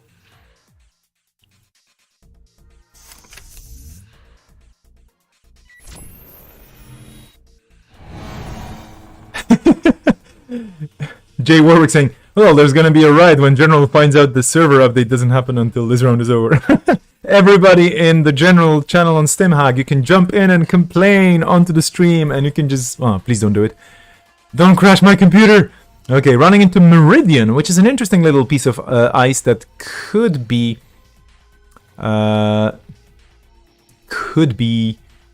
annoying. Because you don't get points. But we're undoing this, so yeah, Humble Juggernaut totally okay with this. Okay, we're redoing things.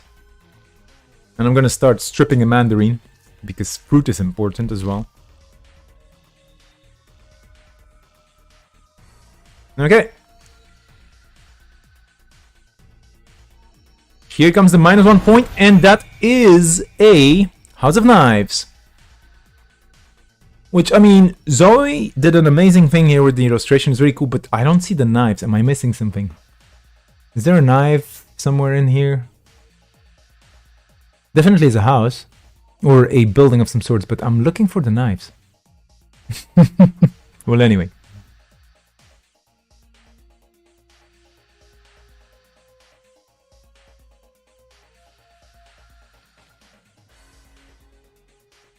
Grim with the absolutely acute and astute and correct observation that this run averaged out 0 agenda points indeed. And now you have to wonder, what is Humble Juggernaut's game plan if the idea is to get the runner to a certain number of agendas? Is there a game changer somewhere in there? That would be wild. Is there a stock buyback to get money? That would be cool. Is there something that hurts the runner if they have a lot of agendas stolen?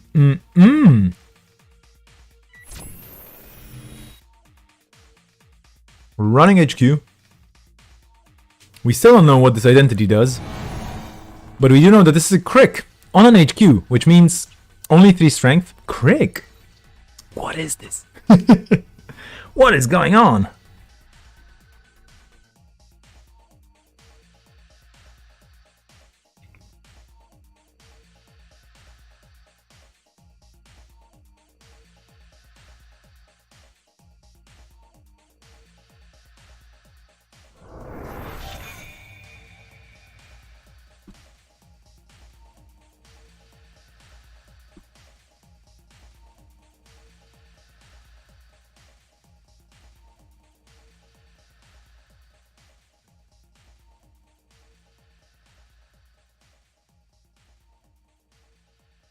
And I hope this is actually gonna work, and I will be joined by MCG himself on stream. I hope this works. If you can hear me say something, you should be live and direct with me here right now. Although I do see a mute icon on you, and I don't know why. This is Oh, that'll there you go. So stream folks, chat folks, do let us know if the audio is off or if I have to tweak some settings here. But welcome to the stream. How are you doing? Thank you. How are you and what's up? Other than a server reset coming up soon. Yeah, we've survived that one. Where no one noticed. We've only upset the entire Netrunner community. It's fine. Ah, it's okay. I mean, they can blame me. It's okay. I'm good with that. I'm happy upsetting everybody. And by the way, I mean, people have waited for the new cards forever, so they can wait forever plus 50 minutes. That's Yeah. yeah. It's a bit of infinity extra. On a long enough time scale, everything's a short time. Exactly. I mean, might be next year, but hey, it's only 50. Well, less than 50 minutes now away from this current moment. So how have you been doing, and what's going on? Like, do tell. Yeah, I'm doing fine in the real world. That's good to hear. Waiting for the. Been excitedly keeping up with Scoop's month. Waiting for the new cards to drop, and I'm also prepping for today's event. Oh yeah, that kind of came out of the left field because I wasn't really going to put people up against the wall and just saying do put new decks together with cards you haven't seen mostly. Mostly. I mean, a lot of cards have actually been known, but yeah, this is the last one for the old meta, and I have no idea what's gonna happen with the new cards because we have to price the IDs accordingly and whatnot. So I don't know. Yeah.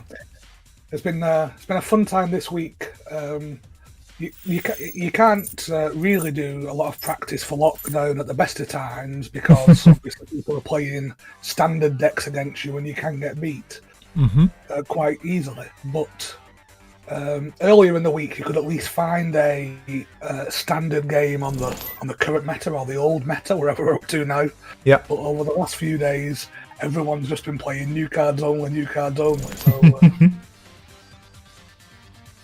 Much excitement for the new stuff. Yeah, there's going to be. I would assume that the next month is basically going to be a lot of people just diving deep into the new card pool and doing anything and everything just to test and tweak things and whatnot, because there's only so much time before Worlds 2021, wherever they happen, online or offline. We'll see about that, of course. Uncertainty being the name of the game this year, more so than the last year. Last year was just kind of this dull certainty, like, yeah, nothing's happening. This year it's like, oh, maybe, perhaps. We'll see.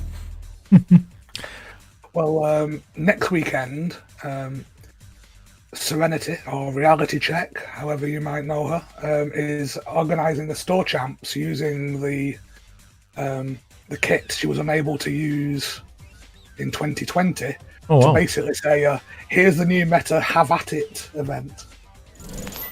And it's going to be an in-person one? Oh no, unfortunately no. Oh, bummer. But yeah, the season is basically starting, so looking forward to people getting their hands on prizes one way or another.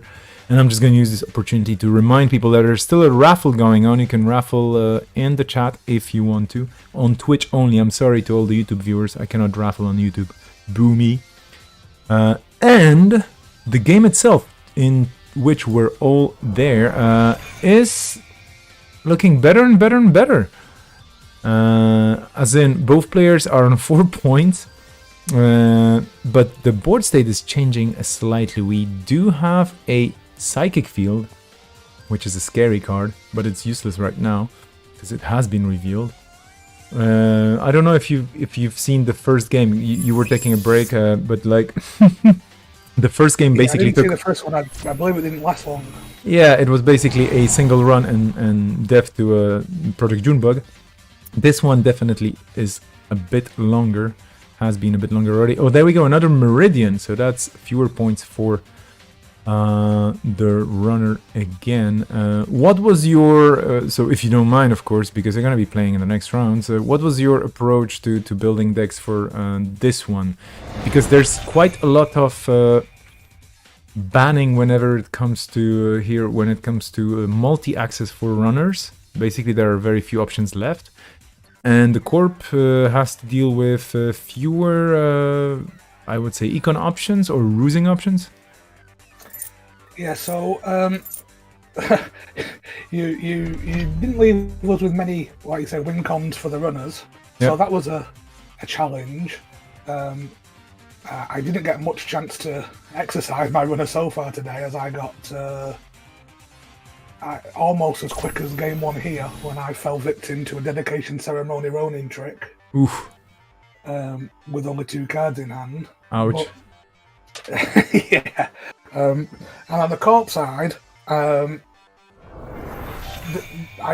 been sitting on a kind of silly Harish Chandra deck that I've not had, never actually got round to playing in lockdown, and I thought, and quite a few of the cards in there are up for rotation, so I thought it was now or never.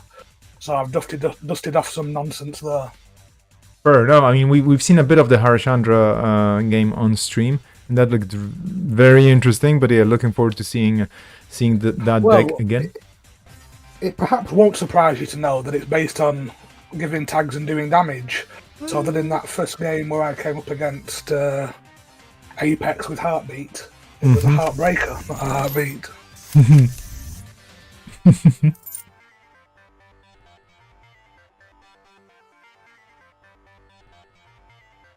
But no, excited for the rest of the day. I mean, I'm not. When you look at the IDs that they've got, I thought there would be quite a bit of Sunny, and there is. But other than that, it's absolutely wide open. Yep. 4 houses is a bit of a surprise, and then the corp IDs are just a real throw the dice stuff. No one seems to have spotted a particular niche this time. Yeah, maybe there's a part of it which you mentioned, which is people just being a bit nostalgic after things rotate and just going, okay, now it's now or never. But do you think? And this is going to be a question popping up later next week as well from my side. But do you think that a lot of cards getting rotated and some big favorites of many people playing this game Will this mean that Eternal is gonna get a bit of a boost in interest and player numbers as a format? I doubt it, to be honest, because even though these cards are strong, I'm not sure they're strong enough to shake up what I believe are the strong decks in Eternal, which are like Empty Caprice and Andy with 27 account siphons. So yeah. I'm not sure stuff like Street Peddler or Data Raven or ever really makes a massive shake-up. But we'll see. We were actually discussing on Slack the other day about what role Eternal and other formats have in the game going forward. And it's probably what most people expect. Is the consensus was they're a fun thing to do now and again, maybe as a side event at a tournament, but unlikely to detract from playing standard. Yeah, because I mean the good thing is like cards in standard are already in Eternal by default. It's just that Eternal kind of eats up the rotated cards, and you could theoretically say that the pool is getting bigger because of the new cards coming in. Of course it is, and I think this is the interesting part where Eternal getting the new cards in from Gateway, for example, might be some interesting stuff in there. But yeah, that remains to be seen, and I know that there are some hardcore Eternal players out there who are probably already deck crafting, but I'm really curious to see an event or results from an event, and maybe somebody just uncovered some unusual combo. Then again, the cards that are added with Gateway, I assume they've been tested, balanced, and whatnot. Oh, here we go. Pat campaign with the new face as well. Well, that's a lot of reses. Oof. Malia Zoloka as well. Ooh, this is sweet. Then, right? Yep, you guessed it.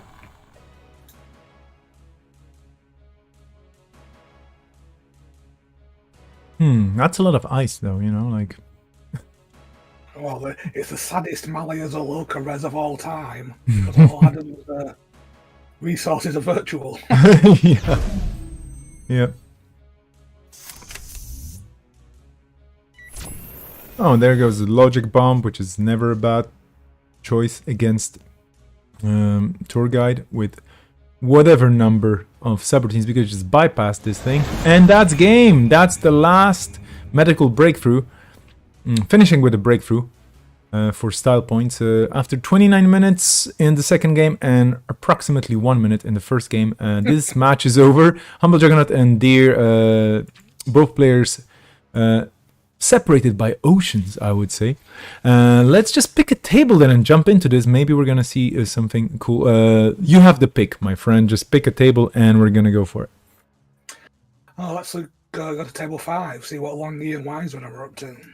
Table 5, Wiserunner here representing the La Plana meta, which is a part of Spain, basically, and Longy, of course, representing the Moravian contingent, the self-modifying Moravian contingent. And this looks like a fierce game here. A lot of points on the table already. Yeah, so we've got Mirrormorph with some Next Ice. They've had a Next Wave 2 scored too, so that's probably done some brain damage to Longy at some point. And Longy on a Drug Dealer has. Yeah, real fun deck.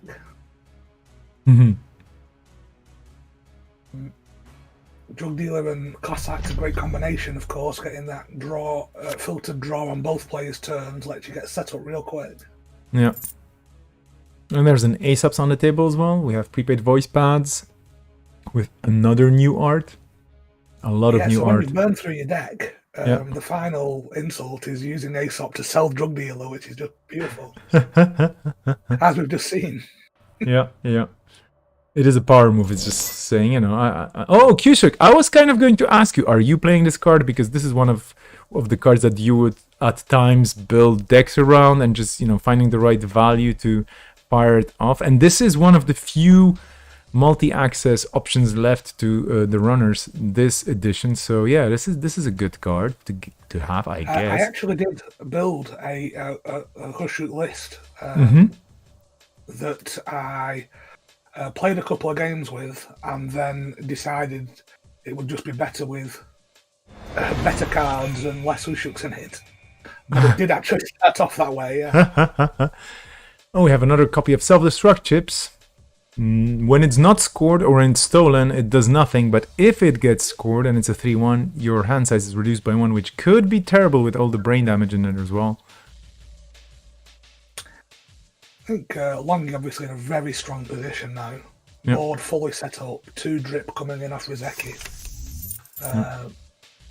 Just has to make sure that they keep a few cards in hand for any shenanigans and Mirrormorph might have. And then... Oh, that's a self-destruct chip. So we go down to 3 hand size on the runner side with no options visible that would make that that would increase that. And this is the third copy of self-destruct chips as well, so no more of this agenda. There might be another next wave's all on the table as well, excuse me, so no more brain damage from that. So I'm wondering what the plan here is for Wise Runner. Was this a score just to get rid of an agenda and score that 5th point, which is important in itself, of course, or is there some sort of a kill hiding somewhere in there? Running HQ right now to poke and see if there are any agendas in there. Longy is low on cards in stack, so 7 cards left in the game theoretically for Az here. Going for it, Hagen. Yeah. I think like you said, that's a good read from Longy that the agenda score might suggest that there are agendas piling up in HQ. So let's go and have a poke at that. There's a Nikawa, and that's game. Yeah, that was a clever poke, and yeah, here we go. GG. Okay, that was Longy doing Longy things. Let's hop out of this table and let's see if that was 26 minutes in that game. So I'm just going to check the time because that means that probably that was their second game. Oh no, might have been actually their first game. Oh, well, we'll see. But they don't seem to be remaking just yet. So again, anything goes. Unless my list is not replaying. Oh, well, it is refreshing. Okay. Let's just see. Will we have a new table popping up? Are they remaking or not? That is a good question.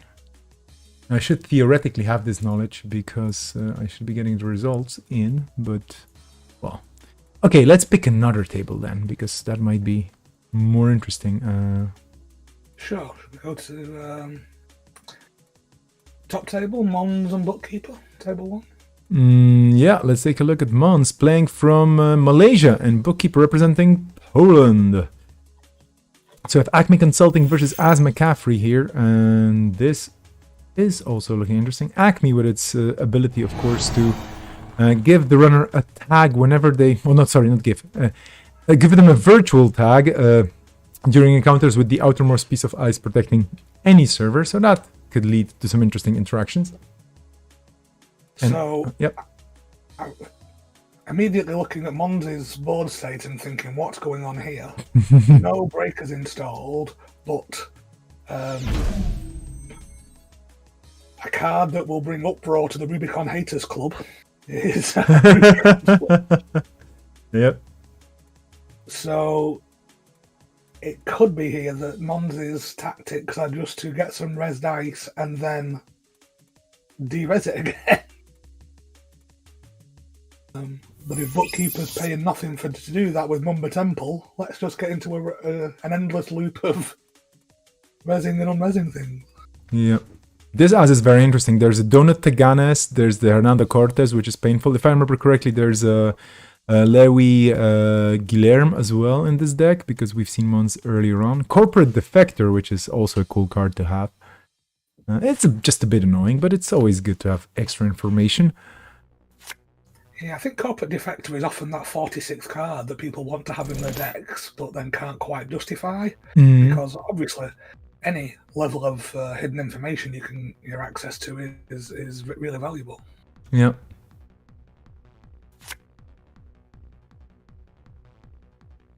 And I'm just wondering is this arm pulling the Corporate Defector away from those hounds Is that smoke with those tattoos? Maybe not. Well, anyway. There we go. Lewy arm hitting the table, which means, yeah, the corpse hand size is reduced by 1, so Bookkeeper will have to manage his hand a bit better, or basically play more cards onto the table or discard some extra cards. I mean, that's not a card you see often, is it? Louis Guerin. Yeah. Here we go. Double install on a new remote just to stay under that new hand size.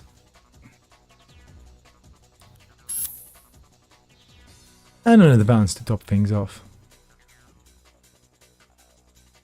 Yeah, Bookkeeper doing kind of what you expect with Acme. It's very similar to an Acer plan, although obviously not as click efficient. You want to go kind of sideways and ice those servers because even an IP block or a pachinko is very taxing in Acme. Yep. Pachinko, one of those cards that is rotating though, so rip to that today. And by the way, folks, just because cards are rotating doesn't mean they're useless. You can still play Eternal, or you can just run any game you want of anything because you own the game. So standard being a standard, yes, fair enough. And of course, big events are going to follow that. But your cards are no useless. Don't throw them out. Don't. If you want to get rid of your collection, just gift it to somebody and sell it on. But don't burn your cards. Ever. Oh, here's an interaction I love to see. The Data Ward being the boomerang collector. Because it's no use to spend it there. Yep. However, if Mons is going to de-res it, so it's an expensive card to keep resin. And that award here is very painful with Acme because you theoretically, technically already have that tag. Oh, here we go, the Rubicon switch. Yep. That's mean. Could run in again if you want to. But well, no clicks left for that. Oh yeah, fully operational is powerful here. Moneying up. Because you don't want to draw extra cards, you just want the runner to stay out and keep that money handy for those reses. Yeah, we could be in for a real grind here because if Mons runs that server again, Bookkeeper's got to res it again. Then can they afford to score? Although after getting 10 credits or 12 credits from a fully operational, now it's probably the perfect time to score it. So yeah.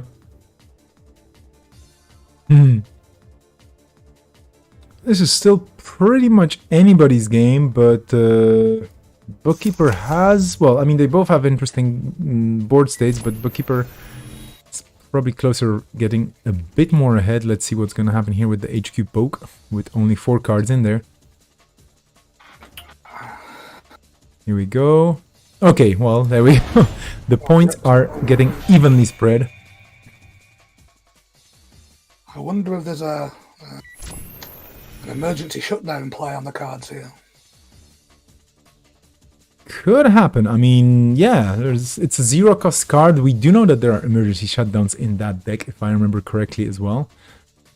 It doesn't stop Bookkeeper scoring this agenda if it is indeed an agenda. Yep. It offsets, obviously, paying 6 every time that Mons wants to de-res it. Yep. Here we go. That award is going up. That is a big, hefty barrier. And it doesn't look very painful, but if you're playing against something with tags, it is expensive. And there we go, yeah. Absolutely right. Mons going down to 0 credits, playing that 0-cost card anyway.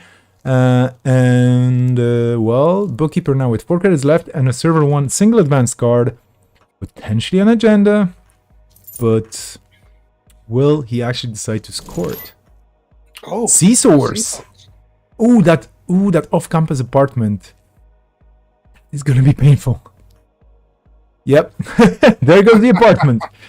Oh wow. You need to score agendas when you can crash apartments. Yep. And hello to Sadrave and Anacron on the stream. Thank you for joining us today. And thanks for the follow. Hope you're enjoying the stream, where it's me and MCG, one of the participants of Lockdown 13. It's, you know, it's really wild when I think about it. Like it's been a year now and a bit, and we're still going strong with this. It's so much fun. People are really into it. I'm still doing streaming from time to time, which I'm like, I was expecting to do way more, but then life happened, and I'm still happy that I can actually do streaming, which is good. But it's as if we're kind of frozen in time with this whole pandemic. Feels as fresh as the first one, I would say. Okay, Mons stating, we're really digging ourselves into the bottom here. Guess what I do? Yep. Low power card game here. 3 credits, 1 credit, but the clicks are still there. At least that's it. At least you always get the clicks. Whatever happens in a game of Netrunner, whatever you lose, whatever gets trashed, whatever, you know, whatever happens with your hand size, you always get the clicks. Unless there's an MCA austerity policy, in which case I'm sorry, or anything else happens, but well. Oh, that's another food! Wow.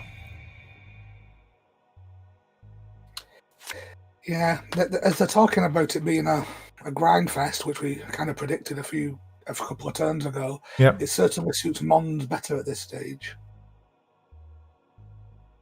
Unless Bookkeeper has some more tagging tricks up the sleeve, but he'll still need credits to do that. Yep.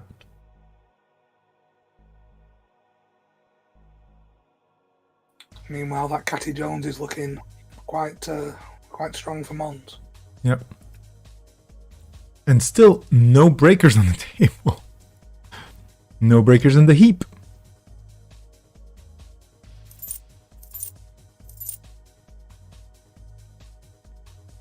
Bookkeeper just deciding to go for the clicks here to be converted into credits the easy way, the simple way, the organic way. And let's see if Mons can... Okay, there's the boomerang and going for R&D, going for that poke. Hoping to close the game out with an agenda on match point right now. That's a Rashida, which would be very nice for Bookkeeper to get, I guess.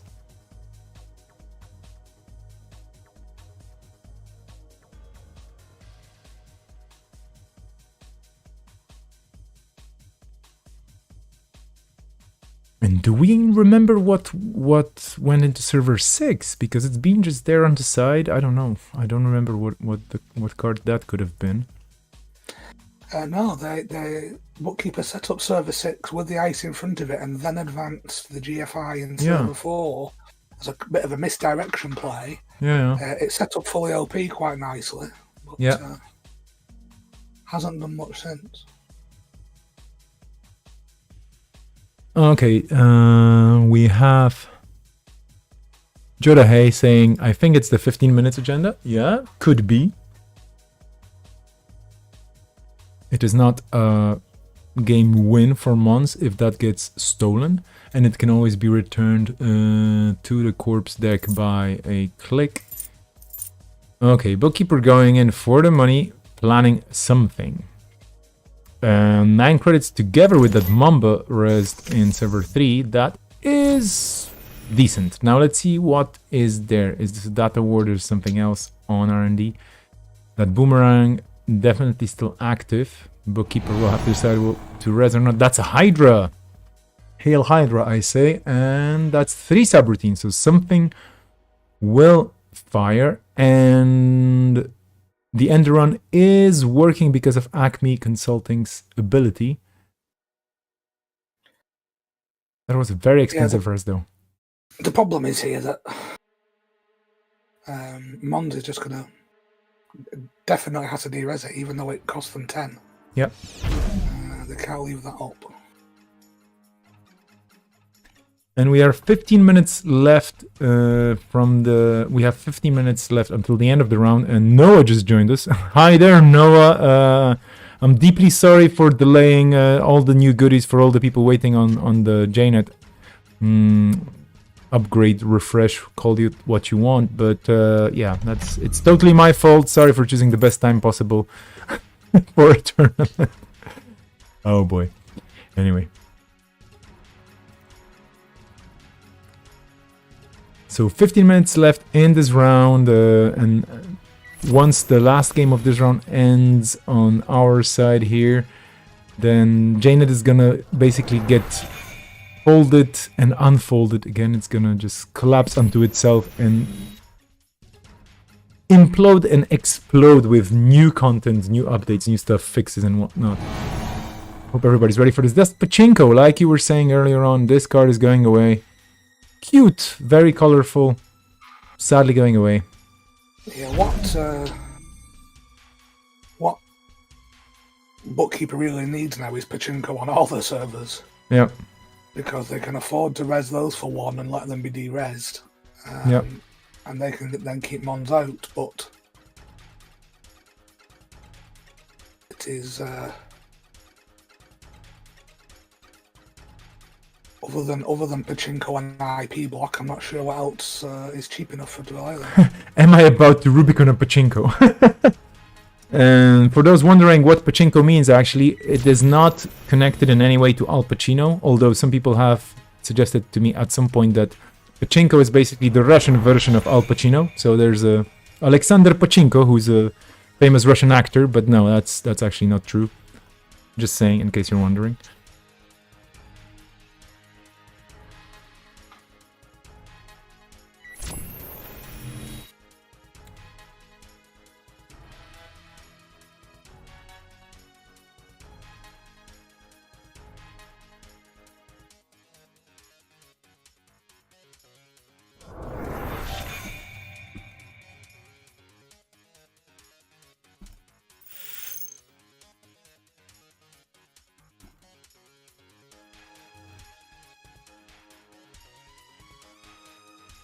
Bookkeeper is a small sort of window of opportunity here now. Mons has been pushing for that, looking for the winning score, so has gone real low on credit. Not sure they can afford to trash the Marilyn right now. Yeah, I'm wondering also about, that Pachinko res, because server 6 has not been, there's nothing happening with server 6, and I'm just wondering if this is a 15 minutes, okay, but maybe it's a third food, and we will not know until we know. I'm just wondering. Yeah, I suspect the whoever called it was being an agenda is correct, because here's the Hydra again.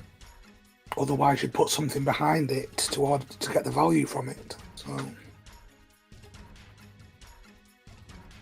this is a good res from Bookkeeper, though. I'm surprised Mondo's run into that, because they're going to have to take the face check and can't afford the D-res now.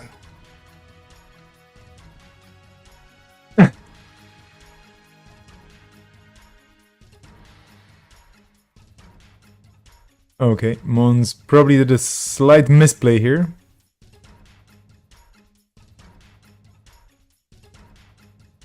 That's very sporting of Bookkeeper to say. Yeah. No, but it does. I mean, it does make sense to ask, because we did see that Hydra earlier on, and yeah. In the meantime, Humble Juggernaut in the chat admitting that he forgot to put temples, the Mambo temples, in his asset spam deck. Secret tech lacking. Now you've heard it here on stream, so all the opponents listening on the stream are like, okay. Well, anyway. Mambo temples are a crutch. You don't want to lean on them. Exactly. I mean, it's a useless card. It just gives you 2 credits for 1 credit, which is not really that good. Could give you more credits for 1 going credit. from 1 to 2 is just the same as clicking for a credit. So absolutely, like the math just checks out that way, and there's no point in putting. The art is nice. That's about it. And the 3 trash cost if somebody likes to trash cards. But other than that, nah. It's like there's much better cards out there than Mambo Temple.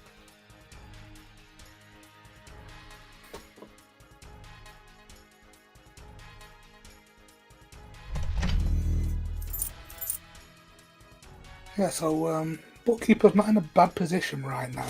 Yeah, just to try and steady the ship as much as possible. Yeah, this is looking better and better, especially reaching, double digits in credits. You do have the Mambo Temple still on the table. Your R&D is protected by a decent-sized ice that can be really bad for the runner, and that they know of, so they're not going to be running in there. HQ has well, especially with the Almaco on the table, has an IP block, has other things still outside as well. Could be another IP block, for example. And here we go. That's a Lady Liberty. Ooh.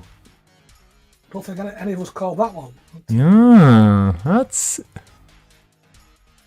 And there's an AR. Okay, that's a cool one. This can speed the game up very much. But that's cool. Bookkeeper also just double-iced the HQ on his previous turn. Yep. So if agendas have piled up there, yep. You could quickly rip off 6 points here. It would be audacious, but I'd love it. Yeah, it could just steamroll into or snowball into a win with that Lady Liberty in server 6. It's not untrushable. It's not impossible for Mons to get in there. But, well, it will delay scoring the points you need and getting the money. And you're not that high on money here on the runner side anyway. So, I've got to check how many boomerangs. 2 in the bin. Okay.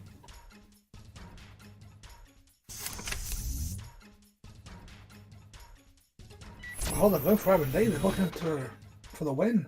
Yeah. But here's the Hydra. We know that it's there. Will Bookkeeper res it for 8 credits because 2 credits a Mamba Temple. Yeah, we see the Mamba. We see... Yeah, so here we go. That's a 10 cost, 6 strength, Sentry. Probably one of the biggies on the Sentry side of things. And yeah, Boomerang is doing stuff. The Corp getting the money back. And Mon's going in there. No multi-access, nothing. Although a bit of information for Mons. So no score, no steal. I mean, Mons could de-res it now by taking the money off Catty, but... Oh, you may have seen the future. But if there's a Beal in hand now, Bookkeeper doesn't need any credits for that. Just, okay. And that Lady Liberty staying on the table. So we will probably see an agenda getting scored.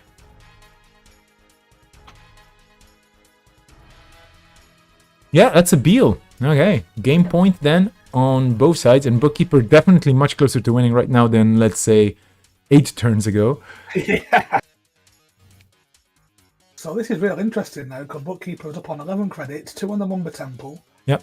No easy server to build up the Zeki counters, although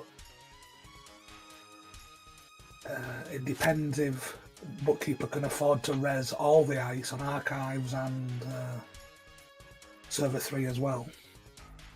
Yeah, that's the thing. I mean, Mons could risk, for example, running the Archives and getting that 4th Almaco counter to just deal with Pachinko and other things, but it takes a... it's not super risky, but Bookkeeper can res basically anything, so we'll see what happens. Oh, server updates.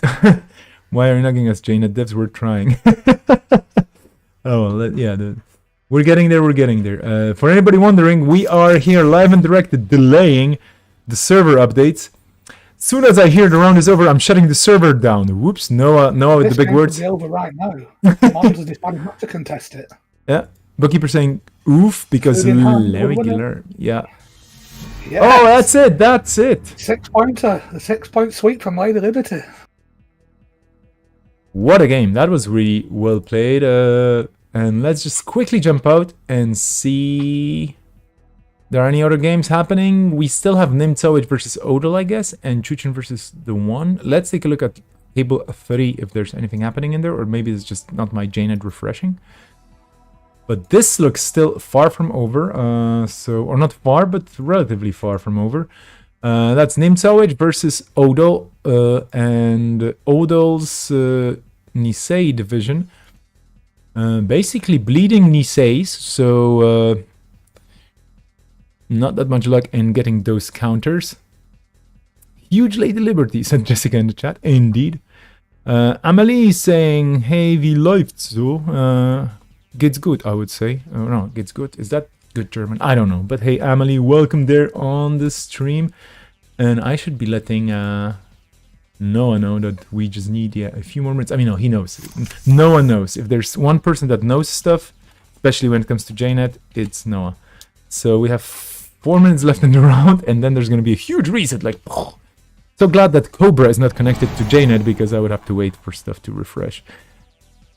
Okay, here we go. Mind games. And we've seen Odol's mind games be a terrible showstopper here for runners trying to get into those servers.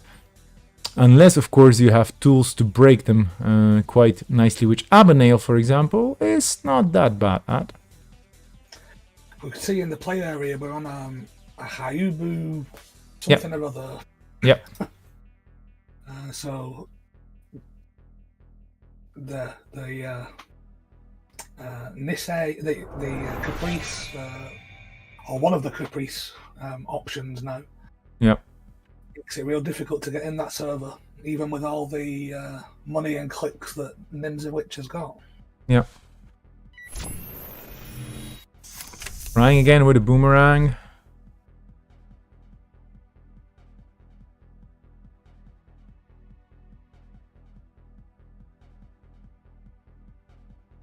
That boomerang basically coming off of the Prognostic Q-Loop install here, and definitely getting in there, but that precog is still going to fire the precog manifold, because it is whenever. So that holds for the entire round.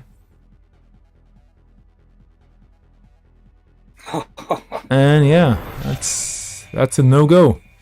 You still have to clicks. I know from personal experience, I played against Odol on an Issei division deck a couple of lockdowns back, and I don't think I won a single side game against them. So. I mean, you always have 33%, right? Kinda. Yeah, you'd think so.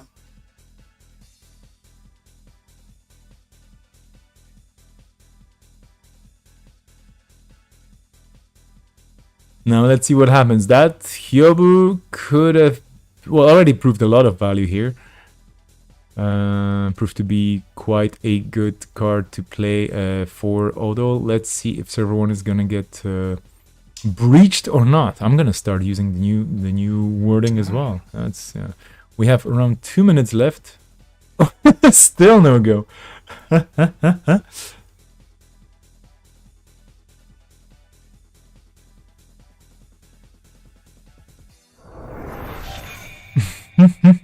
Last click, 7 credits. 4 times a charm. Yeah. I mean, you have to make it happen at some point, right?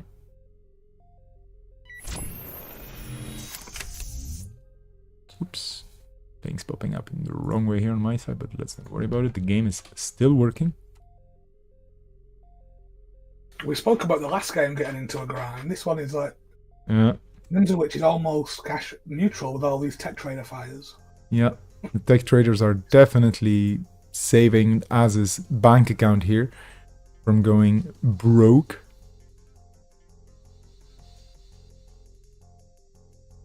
On the verge of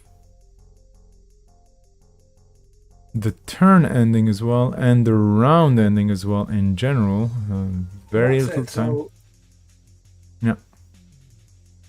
Absolutely correct to contest this. It's probably a Nisei. Which would put them 5-4 in front with maybe less than a minute left on the round, I reckon. Yeah. Okay, now. Yeah.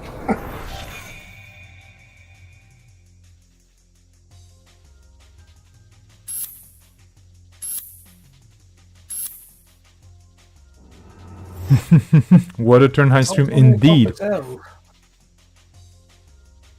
So, the question is whether Ninja Witch can get through anything to just try and pinch an agenda and get up to 6 points. Or even 7 if it's a 3 point.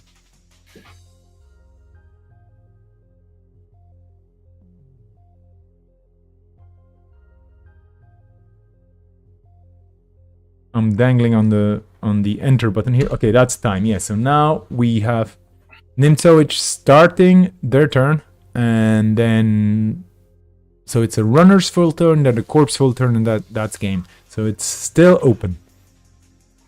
Yeah, so Ninja Witch probably with the resources to get one access, one breach. Sorry.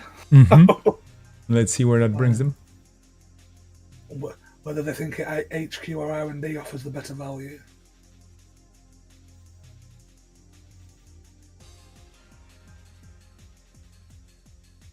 We have basically half of the universe hanging on the stream saying, "Hey, please!" No, I'm joking. Nobody's pushing for anything. But we have the round over, and I should write to Noah that we're still wrapping up a game. It's prime time. I'm glad you could all join us for lockdown. Please stick around later. Exactly. Sure, you'll agree this is much more exciting than playing with the new card.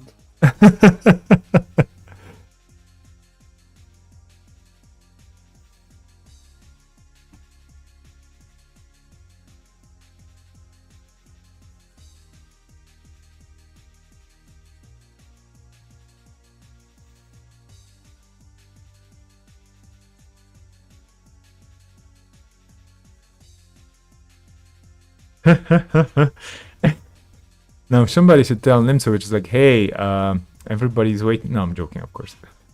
This wouldn't happen at a regular tournament where just people stand around the table. Nobody says we have to reset the table. Janet is not as good as a table, I'm sorry. We've got a room reset. We have to clean the room and we have to, shuffle the chairs around and maybe get some fresh air in. Please just stop playing around. Or it's like a lunch break, right? It's like the lunch break will only commence when all the games are done. It's like, come on. So we're going into HQ. I think they're just going to have one access here.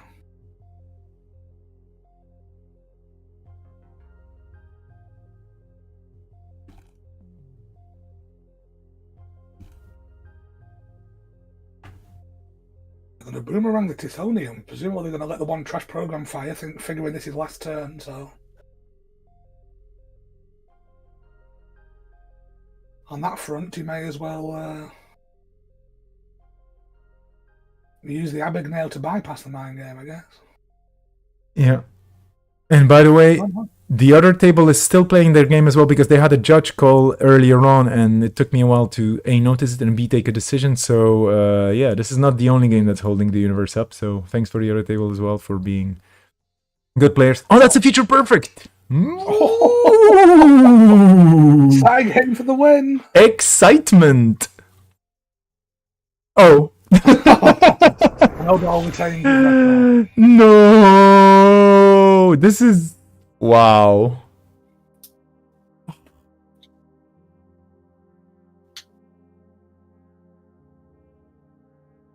I wonder, if this was like wrestling or something, then Odell would have probably the belt for the Intercontinental Champion of Psy Games or something like. Yeah.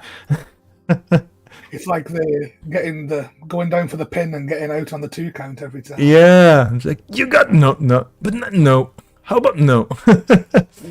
Oh wow. Need the people's elbow or the stunner or something first. Yeah. Showing my age there with WWE references. I don't know who does it these days. Okay, here we go again because we do know for a fact, but this is running with 0 credits. You just hope that there's gonna be a non-future perfect agenda in there as well.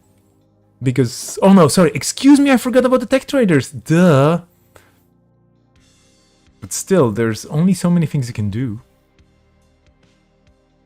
Bypassing the mind game with an Abigail, fair enough. Titonium. That's the boomerang booming again. Wow, what a run. Yeah. No shenanigans. I completely forgot that the tech traders, of course, will fire several times, and that means that Nimsowich, they will definitely have the money to just... Oh, that's a future perfect game. Okay, here we go. This is a rematch. Oh, the tension. What is going to happen? Oh! What a game. Well, you know what? There are some boomerangs in the stack. You still have a click.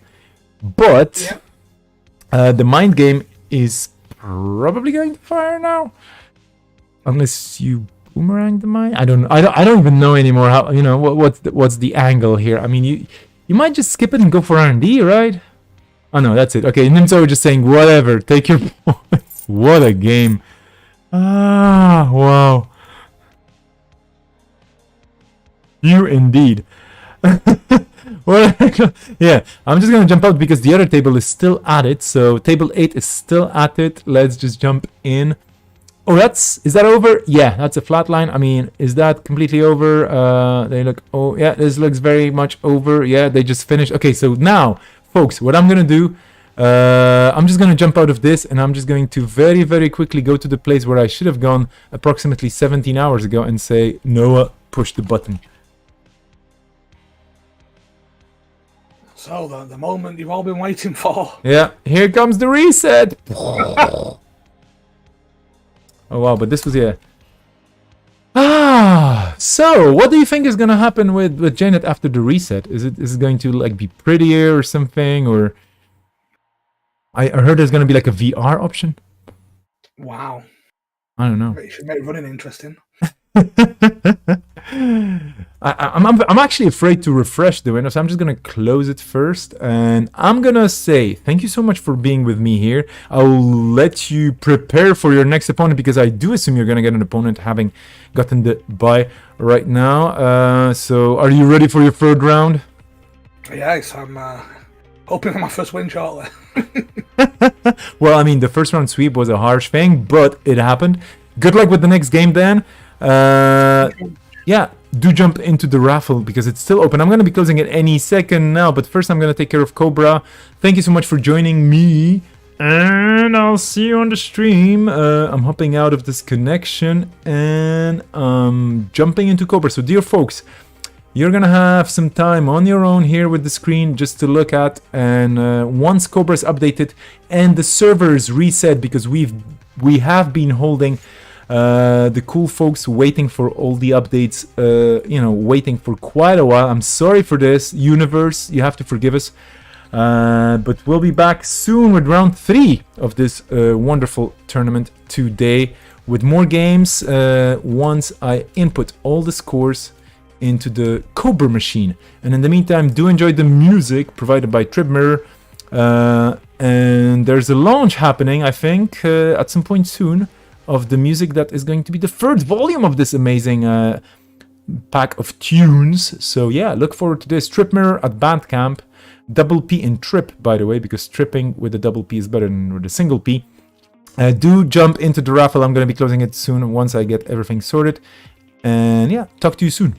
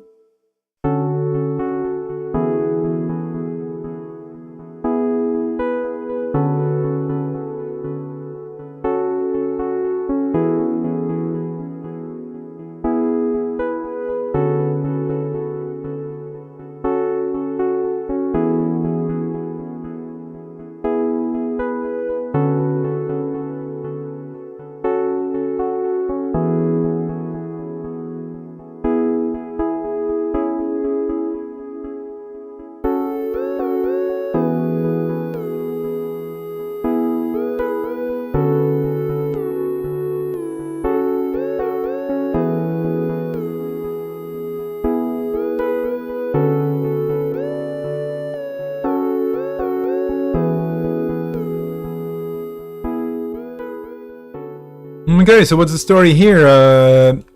Basically, we stopped the universe. There is a song by a band called The Glitch Mob, which is "We Can Make the World Stop," which is what we did.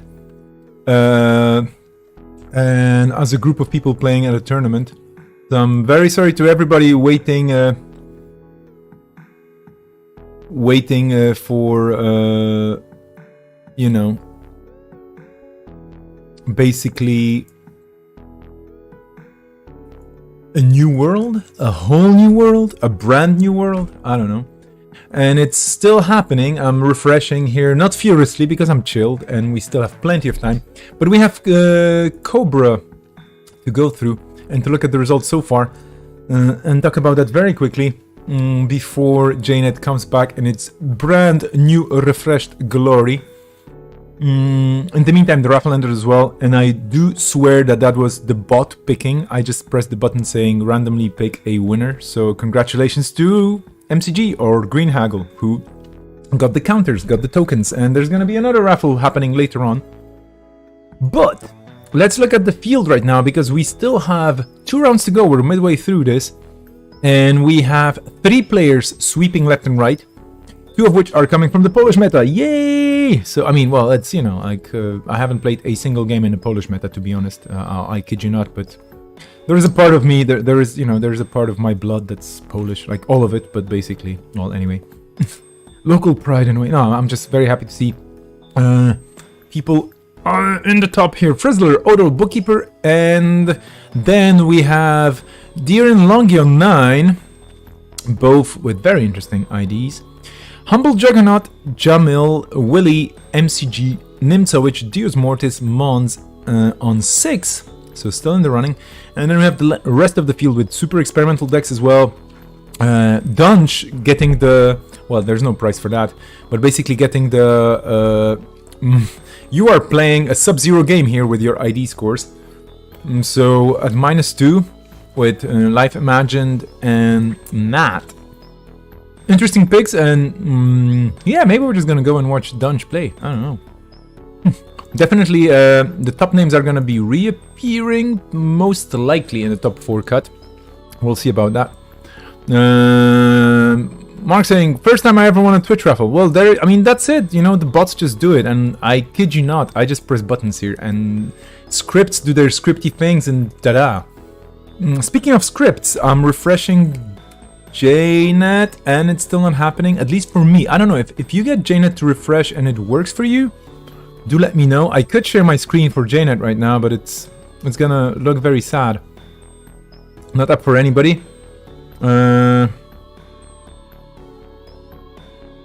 Let me just show you what I have here, just in case you're wondering if I'm lying or no. Of course I'm not lying, but like everybody's facing the same thing, and we are just very patiently waiting, because the whole universe was patiently waiting for us while we were messing around with Fun Game. So basically, this is my screen right now, and yeah, you know, I can just refresh it live and direct, and that's a no-no. So that's okay. This is to be expected. There's still a last round where you can see me. Dunch, that is very true, but we want to, I don't know, we want to see you play, because your decks are fun. And you're at -2. You get extra lockdown points just for being awesome. Everybody gets extra lockdown points. I'm feeling like Oprah Winfrey now. But yeah. Scores are scores. They're not that important. It's the friends we made along the way, unless they de-resed our eyes and stole our credits, in which case we can totally hate them. So that's about it. As a reminder, of course, first of all, if you joined the stream and you have no idea what I'm talking about, this is the link for today's event. It's popping up on Twitch. I don't know if it's gonna get reshared on YouTube, but well, anyway. And then also, do not forget that there's a whole week of cool streams coming up, and these are not all the streams happening, absolutely not. But I just I did a bit of a shout out to people who might feel that they are new to streaming Netrunner, or they would like to get a bit more of a shout out as well, like in general in the community, because they want to try something new and they want to talk about the new cards and so on and so forth. So this is a not finished, and it's going to be updated and whatnot, list of people who are going to be streaming. I already got some very useful feedback from Mark here on the side as well, saying that maybe consolidating the the Twitch part on this poster could work. And yeah, I assume this is a good idea. I mean, yeah, there has to be a better way of doing this. Maybe I'm going to do it with little icons, and then just people can look for it. But anyway, this poster is basically a work in progress at the best of times. So yeah. Okay. We're getting very excited. We're getting very refreshy. I still don't have any JNet updates here, and you might want to not refresh with me as well, because I'm only refreshing once every 5 minutes. You should be doing the same, if at all. How is everybody doing, chat? We have a bit of a break, right? I mean, I should write to the lockdown folks saying,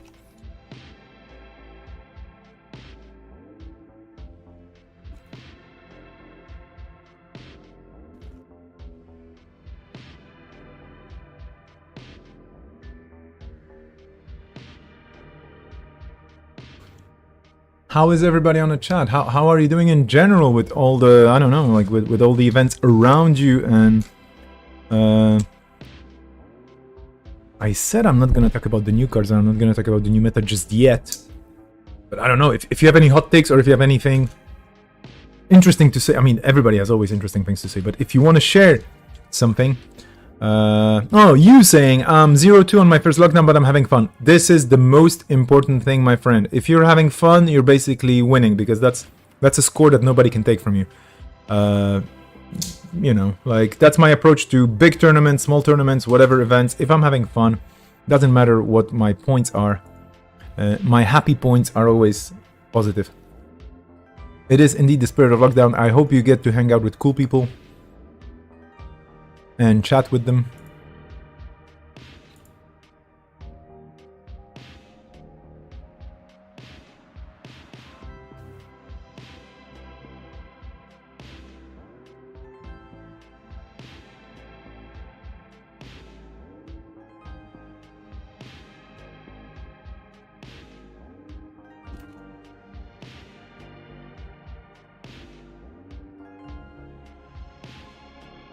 Let me see what I would have to do to make things happen here on one side as well.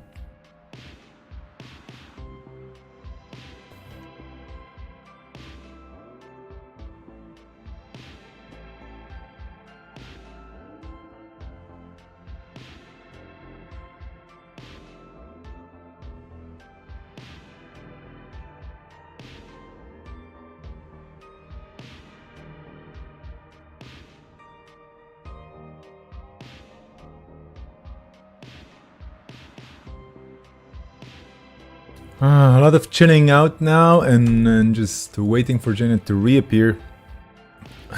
We are all gazing at the Diatrix saying, man, I miss stable net running. Per surfer, says Green Hagel. And indeed, that is right. I mean, you know, things are just going away. Oh boy. Well, this is, it's basically, it's a fitting moment where you can just, you know, kind of disconnect from well, for example, from JNet, because we're still it's still refreshing, okay? It's still updating, it's still doing things, so don't worry, it's gonna come. But this screen it's like a historical snapshot right now, because this is the end of a meta and the beginning of a new one. And this is definitely the beginning of so many things. The startup format goes live today. Some cards are going away into the setting sun, indeed. Away as well. They're just heading, you know, they're just heading beyond the event horizon on the other side, where we cannot really see it. Dunch is saying, Janet, refresh for me. Okay, I'm gonna press the button one more time. To dodge, jing, we're back. Jingle, spingle, and all that stuff. Okay, but anyway, let's do this, right? Let's start shouting at people in places. It's alive, indeed.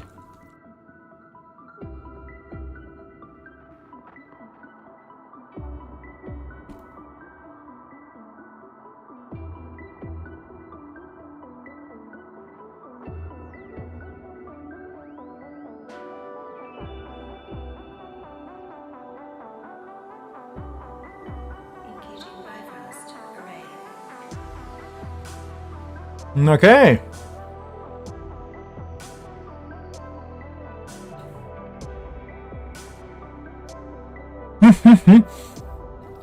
I'm just very, very, very curious how many games are gonna pop up. GLC just announced that new cards are on R&D. Happy building, y'all. Yeah, everything is there. So let's just switch live and direct while players are preparing tables. Oh, you can play against Yakuza. He's probably gonna laser you to hell. New cards plus rotation. Ah, somebody's preparing for Eternal, huh? Anyway, look at all the beauty here. Where's the set? Give us the set. We require to see all the sets. System Gateway in its complete glory. Does this make me the first stream to show all the cards actually on JNet and... Huh? Probably? I don't know. Am I special?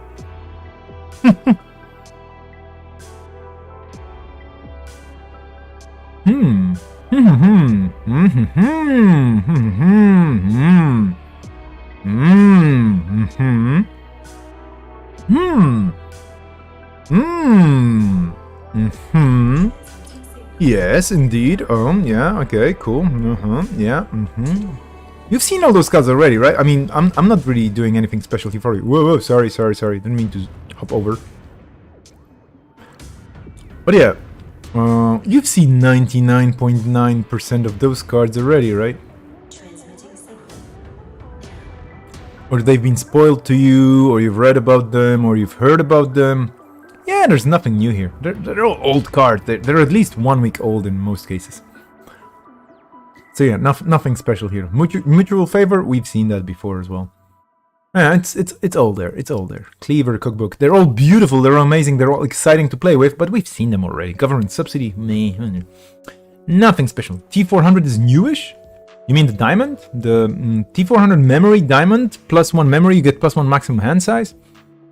Hey there, Stevie Mac 2000. This is, by the way, in case you're wondering, people, thanks to my insider information, Stevie Mac 2000 is none other than Trip Mirror himself. So Stevie Mac 2000 is the composer of the music you're hearing right now in the background. Thank you so much for joining, and thank you so much for providing not only me but the whole community with amazing music. I got an ABR free code in my inbox. Oh, thank you! This is great! Well, let me just say that the world premiere of Always Be Running 3 is gonna be coming up with the top 4 cut, maybe, because I still have to set up a round and stuff, right? Thank you so much! Okay, the competitive people are getting competitive. I still have 2 minutes. I could try and download things in the meantime. But yeah, I just got the email. I'm like, hey, Always Be Running 3, a new Netrunner album, excuse me. And this time with the green cover. Starting with Mega Pre-Qualifier and whatnot. This is looking splendid. Awesome sauceum. Sweet. Thank you so much. Thank you so much. Thank you so much. And let me just see if the folks are getting ready. They are indeed.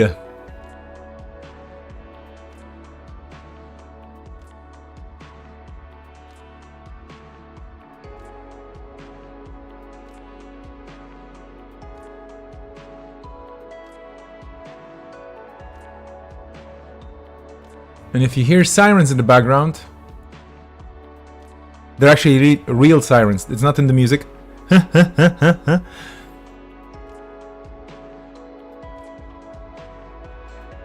Okay, folks are getting ready. I should be getting ready because, hey, guess what? We're back on track and everything's there. And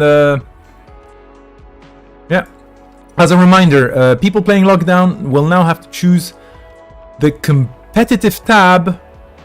But we should actually go to the casual games? I don't know. I mean, we can play casual with competitive, or we can play competitive with casual. This is confusing.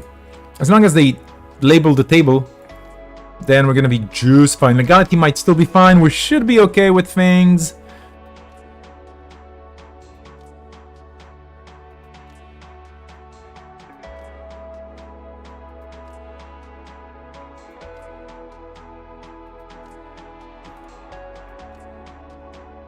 people are getting ready. I believe it will be great to take a quick look at... Oh yeah, sorry. First of all, I'm gonna get a new guest on air, because we're not gonna be seeing that new guest, but I'm just gonna pop over and say hello to Dunch, who's hopefully going to join me soon. Hello. Hello there.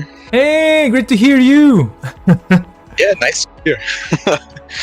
Okay, go. Let me just tweak some knobs, but we are here. We're here. Perfect. Thank you so much for joining. Pick a table. Maybe some of your previous opponents. Pick something I really want to see. Exactly. We had Nimsevich last turn, so I think that's out of it. But I think I want to see Frizzler and Odol. Oh no, Odol, we had him. Yeah, last. I mean, well.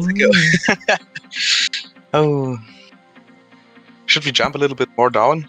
Like sure. table 8 or so? Exactly. I mean, it's about the fun decks, which everybody has, but we're going to... Table 8 is you versus Wise Runner. Sure thing. We're just going to jump in there. I should fire, because they're starting, I should fire the clock. And do jump into the game on JNet as well. And then I'm just going to go into the right place to put the timer in there. Whoops, that was the wrong move.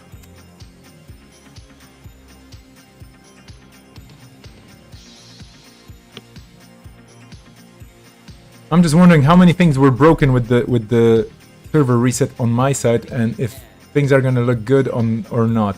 If something looks wrong on the stream, I'm sorry, I didn't have a time to fix things with my customized stuff. Anyway, how are you doing? Great. Absolutely great. That's good to hear. Even though I'm losing. Oh, well, I mean, that doesn't matter. Yeah, but the games were really, really fun. So... What is your highlight of the day so far? Getting 5 Fear the Masters through. Oh wow, that sounds good. That sounds like a lot of fun in a tight package. Didn't win with it, but I still sniped 3 genders.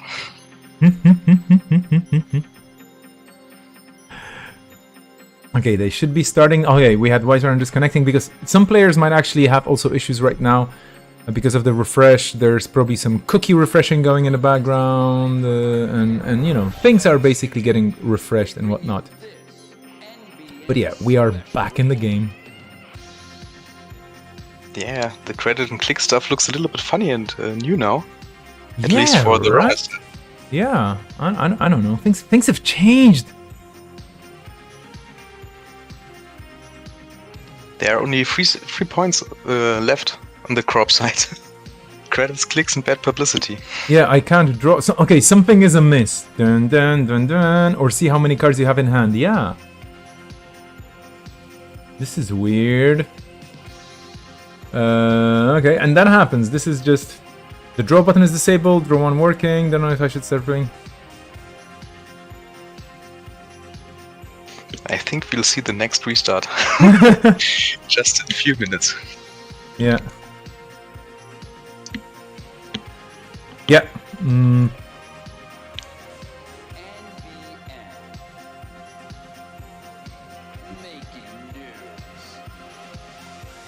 Okay, so let's just... yeah, I'm just gonna get out of the stable. We're gonna go to the part that definitely works for sure, which is the cool new cards. But... Actually, this is gonna get refreshed as well. Let's just see what is going to happen soon. There's probably a bunch of messages flying around. Yeah, looks like draw basic action card is broken. Yeah.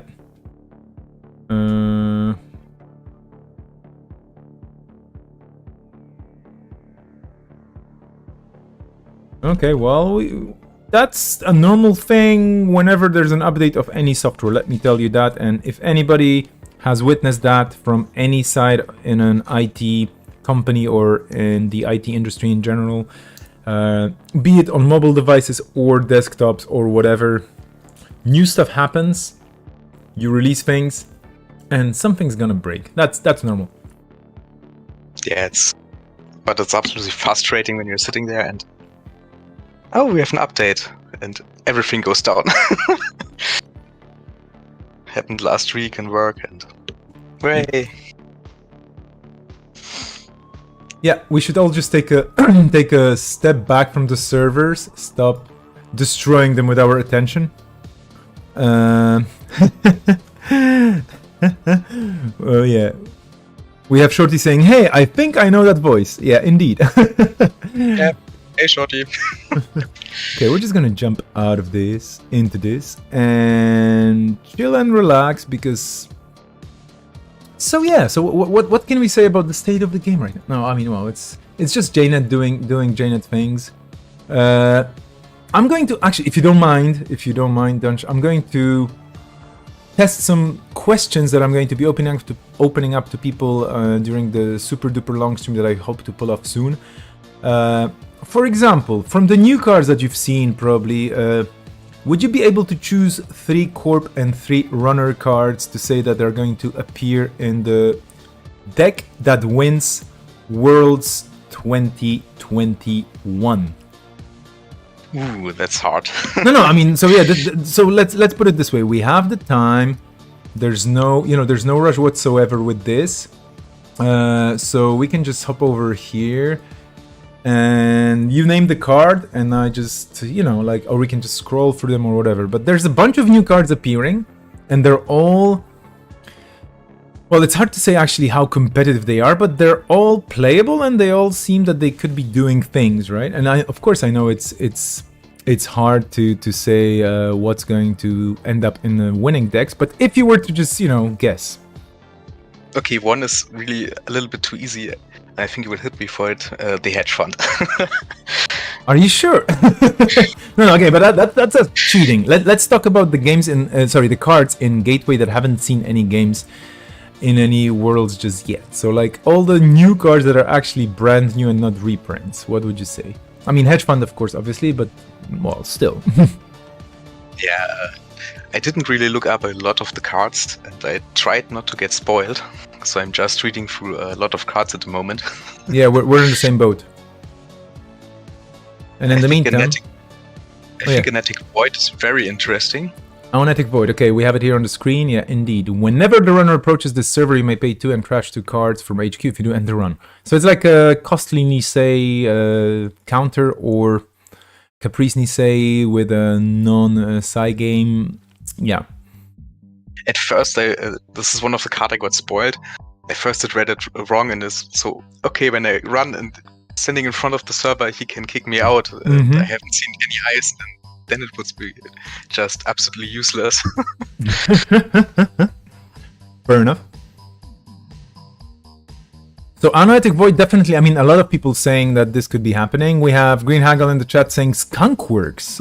Skunkworks were from HB, right? Or was it neutral? Managram Skunkworks, that's probably HB. Yeah, Managram Skunkworks. Whenever the runner approaches this server, end the run unless they either spend 2 clicks or pay 5. So basically this is a end the run, which puts the burden on the runner here. And yeah. this is meaner because, well, I mean, is it meaner? It's costlier, I guess. It's like if you make every agenda an ecover project. And worse. A better ecover project. Yeah, indeed. Oh, and okay, so and actually the funny thing is, because they're not regions, you can stack them together. Yeah, I mean it's a ton of influence, but you could splash for this. Yeah, absolutely. Thing is, they're unique, but you only need 1 remote. Okay, that's an interesting combo. Okay, anything else? So we have Managram, we have Aonetic Void. You need 427 credits to steal an agenda. Yeah, that's okay. And 626, what you call them? Clicks. In the meantime, we have updates from the devs. They are aware of the issues with JNet, so no worries. And Bob Tomatoes, who's one of the devs as well, one of the people His name is John. He's an absolutely amazing developer, putting a lot of time and effort into fixing and breaking things, but mostly fixing things. Says something to the effect of, the server disapproves of your click to draw strategy. Indeed, like, you don't want to draw cards in Netrunner, you have to play cards to get cards, that's it. But anyway. Stevie Mac saying, I like Anoetic Void a lot. I actually had to look up, because I'm translating these cards into Polish, I had to look up the meaning of Anoetic, because I was like, that sounds... But basically, unless I'm mistaken, it means something like impossible or something that cannot be happening. So this is like an impossible void or like impossible emptiness or something like this, but maybe I'm wrong. So yeah, I mean basically unthought and unthinkable. It's already mentioned, and so it's anoetic, I think, in something that cannot be, I guess. But okay, so Dunch, other cards that you're thinking of. So anoetic void is cool. Anything else? Anything else? Reading it at the moment. Yeah, sure, of course. I mean, you know, I honestly... I like the new June bug.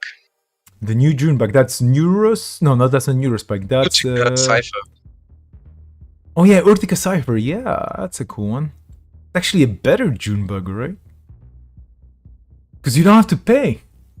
Yeah. I mean, but value. You don't do that much damage anymore. That is true. At least when it's advanced. So it's cheaper but less spiky. Okay. Or at least you can put it down and do it. Okay. 2 net damage every time. Yeah. What do you think? Neurospike, like, is there a Neurospike combo where you score 2 3-pointer agendas and then you just Neurospike? Or you score an Obokata and then you just double Neurospike? I'm more or less thinking about the HB agenda. When you score skin and gain 3 more clicks, you can push out one of them and just throw 3 new spikes out. But it's very, very costly in influence. But Luminal Transubstantiation, if you score this, and that's a 3-2, and then you can top, 3 Neuro. That's nice. I mean, yeah, then you need to have the Neuro Spikes in hand as well, which makes this a bit of a non-bow. But yeah, I mean, well, yeah. Government Takeover, then Neuro Spike. Of course, I mean, Government Takeover is the best combo card for any combo out there. Absolutely. Absolutely. Diatric also mentioned one thing, that Urtica Cypher does damage without any advancements, which is also good indeed, because it's 2 net damage base and then +1 net damage for each advancement, which is good. And then Spin Doctor being a big... I mean, yeah, Spin Doctor. People have been talking about it. It's like, this is Jackson Howard coming back. What's going on? And I do kind of understand. Spin Doctor was yellow, right? Yeah, of course. Yeah. It's like a older, more experienced Jackson Howard. I don't really think it's that powerful. You have to res him, you only draw 2 cards, so okay, it's like a worse version of Rashida because you don't get any creds. He doesn't cost you anything, so that's okay, but then he saves up to 2 cards from archives into R&D, which is okay to slow the game down a bit if you have agendas in there, but I don't know, it's not that, it's not, you know, it's not Jackson levels of I can click to draw 2 cards all the time and I can save 3 cards, so I can basically dump a lot of agendas and I don't care. I think it's like a, I don't know, like a less mean version of Jackson? I don't know. What do you think? It's a nice version of him. Yeah, it's like basically it's a fair version of Jackson. It's not an action Jackson, it's a Dr. Jackson. I don't know, it's like an educated version of Jackson Howard. It's like, yeah, I may or may not stop the runner from winning this turn, but basically I'm not breaking the game. And yeah, hiding agendas in archives again, which is something we have not had for a while. Indeed, that is very true. I'm in the meantime checking if what is going, if the games are looking okay or not, because I'm afraid that if I refresh my browser window, it's just gonna explode. So we're waiting for, basically what's happening right now for those people wondering at home what's going on with the tournament. We're waiting for the devs to decide what's going on exactly, and then basically telling us that, yeah, things have been refreshed and we can all refresh and get back to work and playing. I mean, sorry, work. Did I say work? Get back to playing. That's what I meant. Okay. Other cards. One card that drew my attention, and not because I am a competitive player or not because I'm smart about this game, but basically I do like to see cool things happen in the game, and maybe this is gonna be in the winning deck for Worlds. Where is it? Wait a second. Where is it? Yeah, Penny Shaver. This has been mentioned, and it's people call it. Some people call it, or it has been kind of dubbed the replacement Desperado. But I think it's really cool, and I think this is one of the reasons why Corps might consider at some point, especially against Crim, because it starts looking as if Crims were the specialists for hardware that actually does cool things a lot of the time.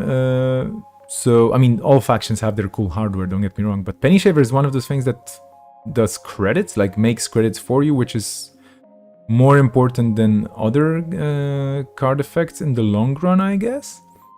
And it just looks cool. I also like the image a lot. But yeah, this is not only one MU, but it also makes you money whenever you make a successful run. This is so cool. I personally prefer the other Crim console for it over it, or at least it will stay for me, the other one. I just like it a bit more with the filtering of the cards.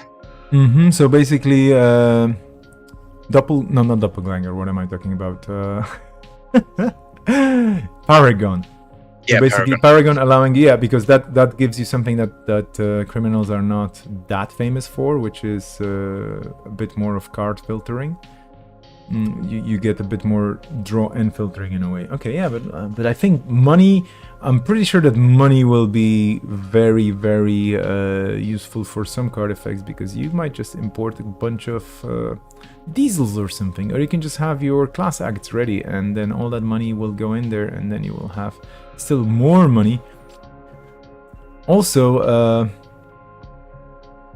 it's also not hitting really my running type.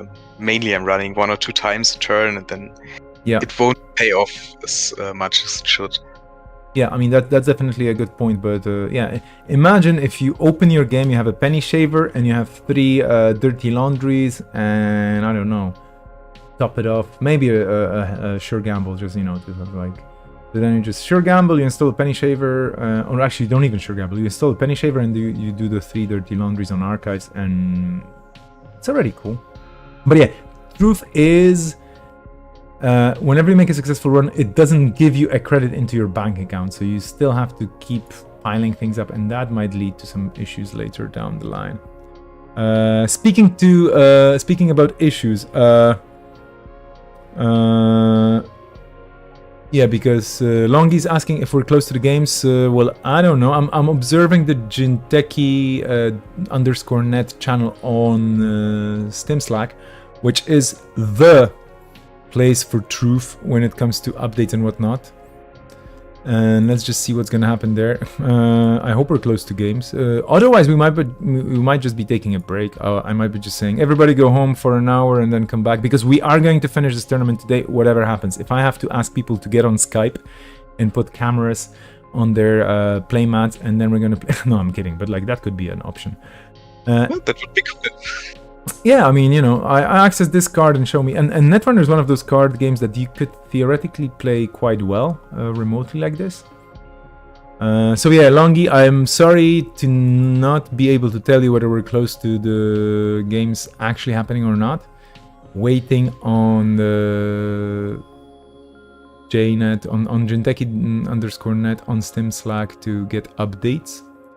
And you could clearly see that this is just karma. First of all, the previous round held back the update, and now the update is holding back the third round. And I think this is JNet just taking its sweet revenge on the tournament, saying, okay, we had to wait 50 minutes for the cards to be updated and everything. Now we have to wait 50 minutes to be able to play. Humble Juggernaut saying, can I put temples in my deck when I build it in the mean space? I swear I like the art too. Yep, absolutely. Yeah, sure, nobody's gonna notice. Well, anyway. Oh, bummer. This is really funny, because we were supposed to... I hope we're gonna finish this tournament before midnight, like within the next 6 hours. That would be cool to have. Yeah. if nothing works, just put Janet a step back and reinstall the old update. Exactly. Or everybody, please update. Not update. Sorry. Please download Octagon, and we're gonna play on Octagon. Get the right modules, or Vassal, or we could play on Tabletop Simulator. That's also easy to stream. Would be interesting to jump between tables, but still. From the IDs that you've seen, so both Corpse and Runners, which one is the one that is the most exciting to you? HP. HP. Okay, let me just pull all the IDs. No, this is agendas, meh. I just want to put all the... okay. So the Hasbyrod one that says you get +1 maximum hand size, and whenever you score an agenda, you may add 1 card from archives to HQ. Why is this exciting? Just because of the extra hand size. And you get... whenever you score an agenda... Oh yeah, and you get some cards back. You comboed 4, so it's really, really good for comboing out. Mm-hmm. And I like it. That's just not like, oh, I built a big server and then wait until the game's over. Yeah, it kind of puts days. Yeah, it puts the game into the Corp's hand rather than anywhere else. It just says, okay, this is a combo. Like, this is definitely combo positive. Like, it encourages you to play with your archives, play with your hand. Remotes are secondary in the game plan here. Yeah, so definitely sounds like a cool thing to do. And from the runners, do you have a favorite between the 3? If you had to play one, which one would you choose? Probably Loop. Okay. And just because of the color? It remembers me of my old Kim deck. Oh, okay. Oh yeah, because trashing, yeah. Destroyer? I don't know the real console name because I only can remember it in German. Yeah, no worries. Wait a second. Demolisher, right? That was Demolisher. Yeah. Yeah, that was the good one. And yeah, I mean, Lou is gonna... I don't even know, Loop or Lou. I mean, I would say Loop as well. There's a P in the end. Exactly. I mean, let's not be super French. I mean, you could say René Lou Arsman, but I don't even know if this is Arsman or not. So, and they're on the moon anyway, so I'm just gonna call him the hairy guy. I don't know. The tattoos are not really... I think there's a bit of a competition between the criminals now and the anarchs for the coolest chests. Like we had Geist for so long on the Crim side. Now anarchs are like, no, we have people with chests and tattoos on them as well. It's French pronunciation. Okay, so Neo's saying Lou. Okay, we're gonna go for Lou. Okay, he's a Lou. Okay. René Lou. Okay.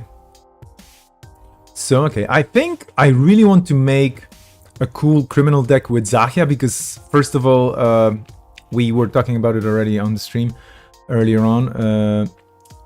She is now competing for the title of the coolest mom in the game. Well, I mean, it's more about... Absolutely. The art is really cool. It makes me think of a certain series of books that I loved to read back in the day, which was set in the Arabic world and in cyberpunk. So it's kind of like the cyberpunk themes in the Arabic universe, like with all the Far East references and the culture and everything else. Really cool to read, and this is gonna be a really cool addition in a way to this flavor of the future.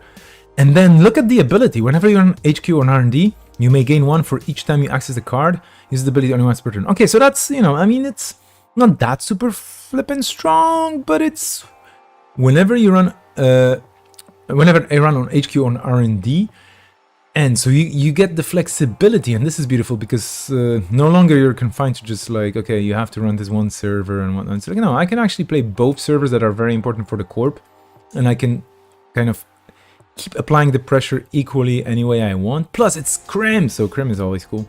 Yeah, it's like Gabe, a good idea to teach people the game. It's like you're running and you get something back. Yeah.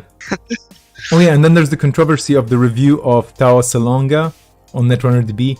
I'm not gonna get into this because again, this is gonna be probably discussed during the stream and whatnot later on when it's not a tournament stream. But yeah, it does exist, and there are people who are saying that Tao Salonga's ability is just like, what is this? This is not even Netrunner anymore, and so on.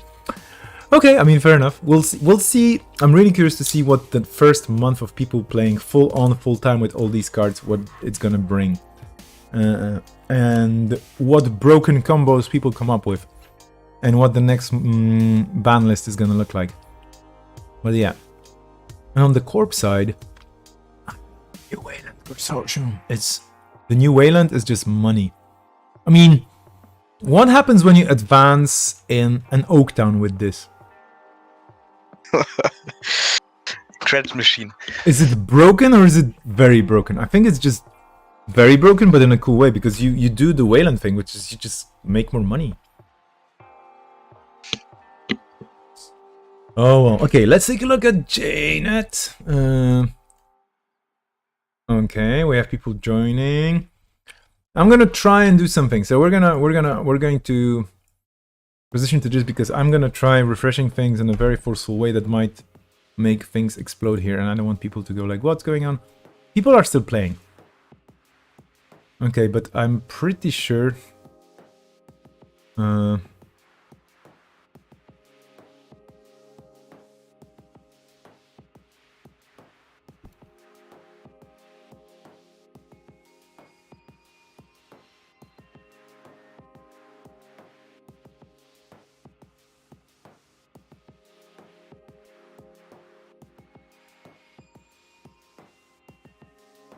Oh no. you know what happened in the meantime? I completely forgot to check on people. I mean, not check on people, but I just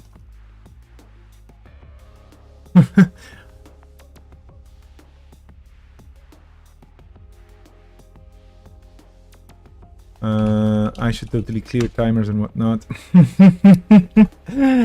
Okay, yeah. Yeah, there's a big break. Yeah, we're taking a break. Okay, so Gen is still broken. Devs are working on it. This is the important part, indeed. Yeah. People are working on this, and let's take it easy. So I would just say, let's take a break, shall we? I mean, otherwise, I didn't come prepared to entertain people for X minutes without a game in the background. So I assume we could just try and have a break. Let's say we're going to regroup here in 15 minutes for starters. Sounds good to you? I think it will take a little bit longer. Well, let's give him a chance. So anyway, we're going to disconnect from the call, and I'm going to be back in 15 minutes checking what's going on. Okay, but if you're up for co-commentating later on, I would love to. So please keep me in mind. And Sure, absolutely. perfect. Thank you so much. So let's take a break. Let's leave the devs to it. We're going to go for a 15-minute break and talk to everybody soon. See ya.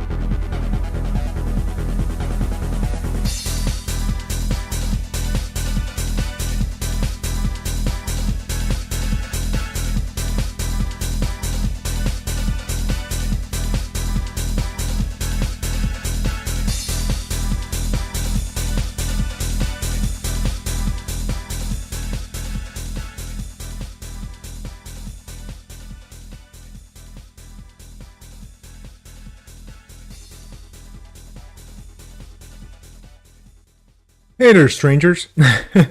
Yeah, I know that the timer ticked down and that we should be getting in to the next round of lockdown. And oh, there's some questions. What does the symbol? What do the symbols in the top right next to the names on the chat window mean? Oh, these are the symbols from Twitch, basically, and they're put onto the chat widget. We have people who are mods. We have people who are VIPs. Basically, people with swords are either bots or mods. So people have some extra power to make sure that nothing bad happens on the stream. And people with hearts are the VIPs. So they're the folks that have been supportive and whatnot. And I should be updating the VIP list as soon as I can. Which I could be doing right now. But right now what we're doing is basically we're all waiting for JNet to be fixed. Or refixed, or upfixed, or unfixed, or one or the others. The devs are on it. But in the meantime, around the meantime, let me just tell you that things have happened, cards have launched, and yeah, generally, there's a lot of stuff happening. A lot of stuff happening online. And huge thanks. And I'm gonna be repeating that next week as well. But huge thanks to everybody working on this. Excluding myself, I haven't done a single thing to make this thing happen. Honestly. So absolutely huge thanks to all the people working on the art, the design, the rules, the wording, the flavor text, the lore, the layouts, basically everything that comes into making a card game work, from the first word that hit a document somewhere to the last moment when things were getting uploaded and fixed and checked and whatnot. And yeah, it's been a wild basically ride for a lot of people on many different levels, and we are here. We're launching Gateway. We're launching or we're seeing the launch of Gateway. We're seeing the launch of System Update 21.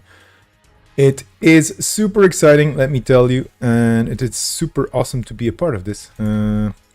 And don't worry, we're gonna be going back into the games soon. It's just right now we have some technical issues, which happens every now and then. No mistake. In the meantime, and that's gonna be again huge thanks from my side. I got a pack of cool tunes from none other than Tripmir. And we are at Always Be Running 30, which is a Netrunner album. And those tracks are going to be hitting the backgrounds and the foregrounds here quite soon. So stay tuned for that. It's not going to be a premiere of any sort or whatever, but I'm really looking forward to hearing those things.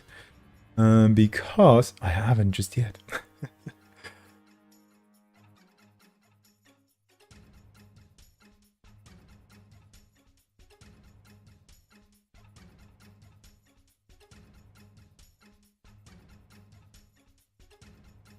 So let's see where that brings us. Dear folks in the chat, dear folks in the lockdown games, waiting as well for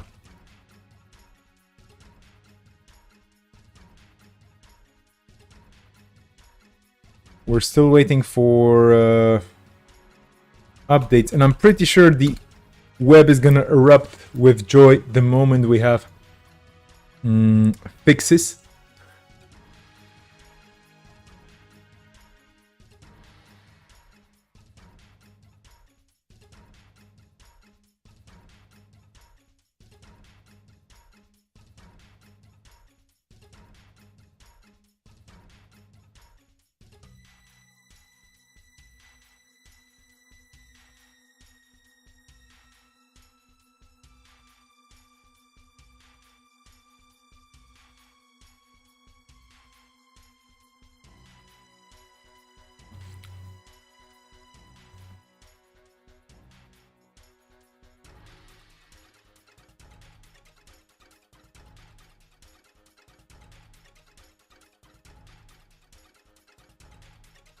Nimsawich saying dev's probably still taking at least 1 hour. Proper dinner break.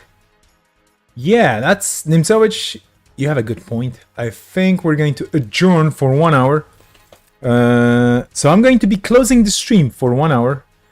And we'll be coming back in around 1 hour. I know this is a bit unprecedented, but you know what? This is lockdown number 13, the luckiest of lockdowns.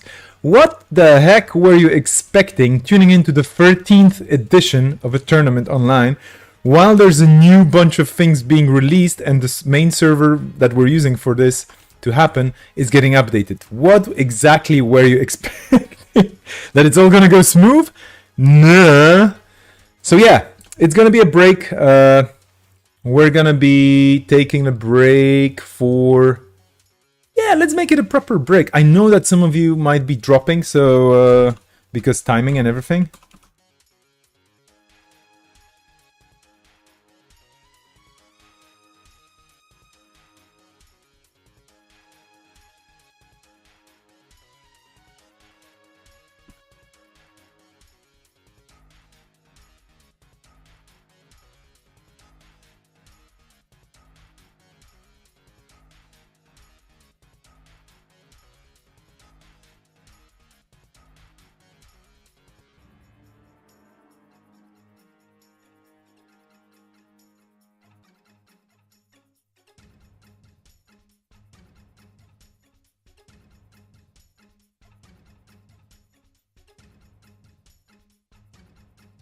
Still trying to spot update on stims like before I type to people, but right now, yeah, I think taking a 1 hour break is actually a good idea.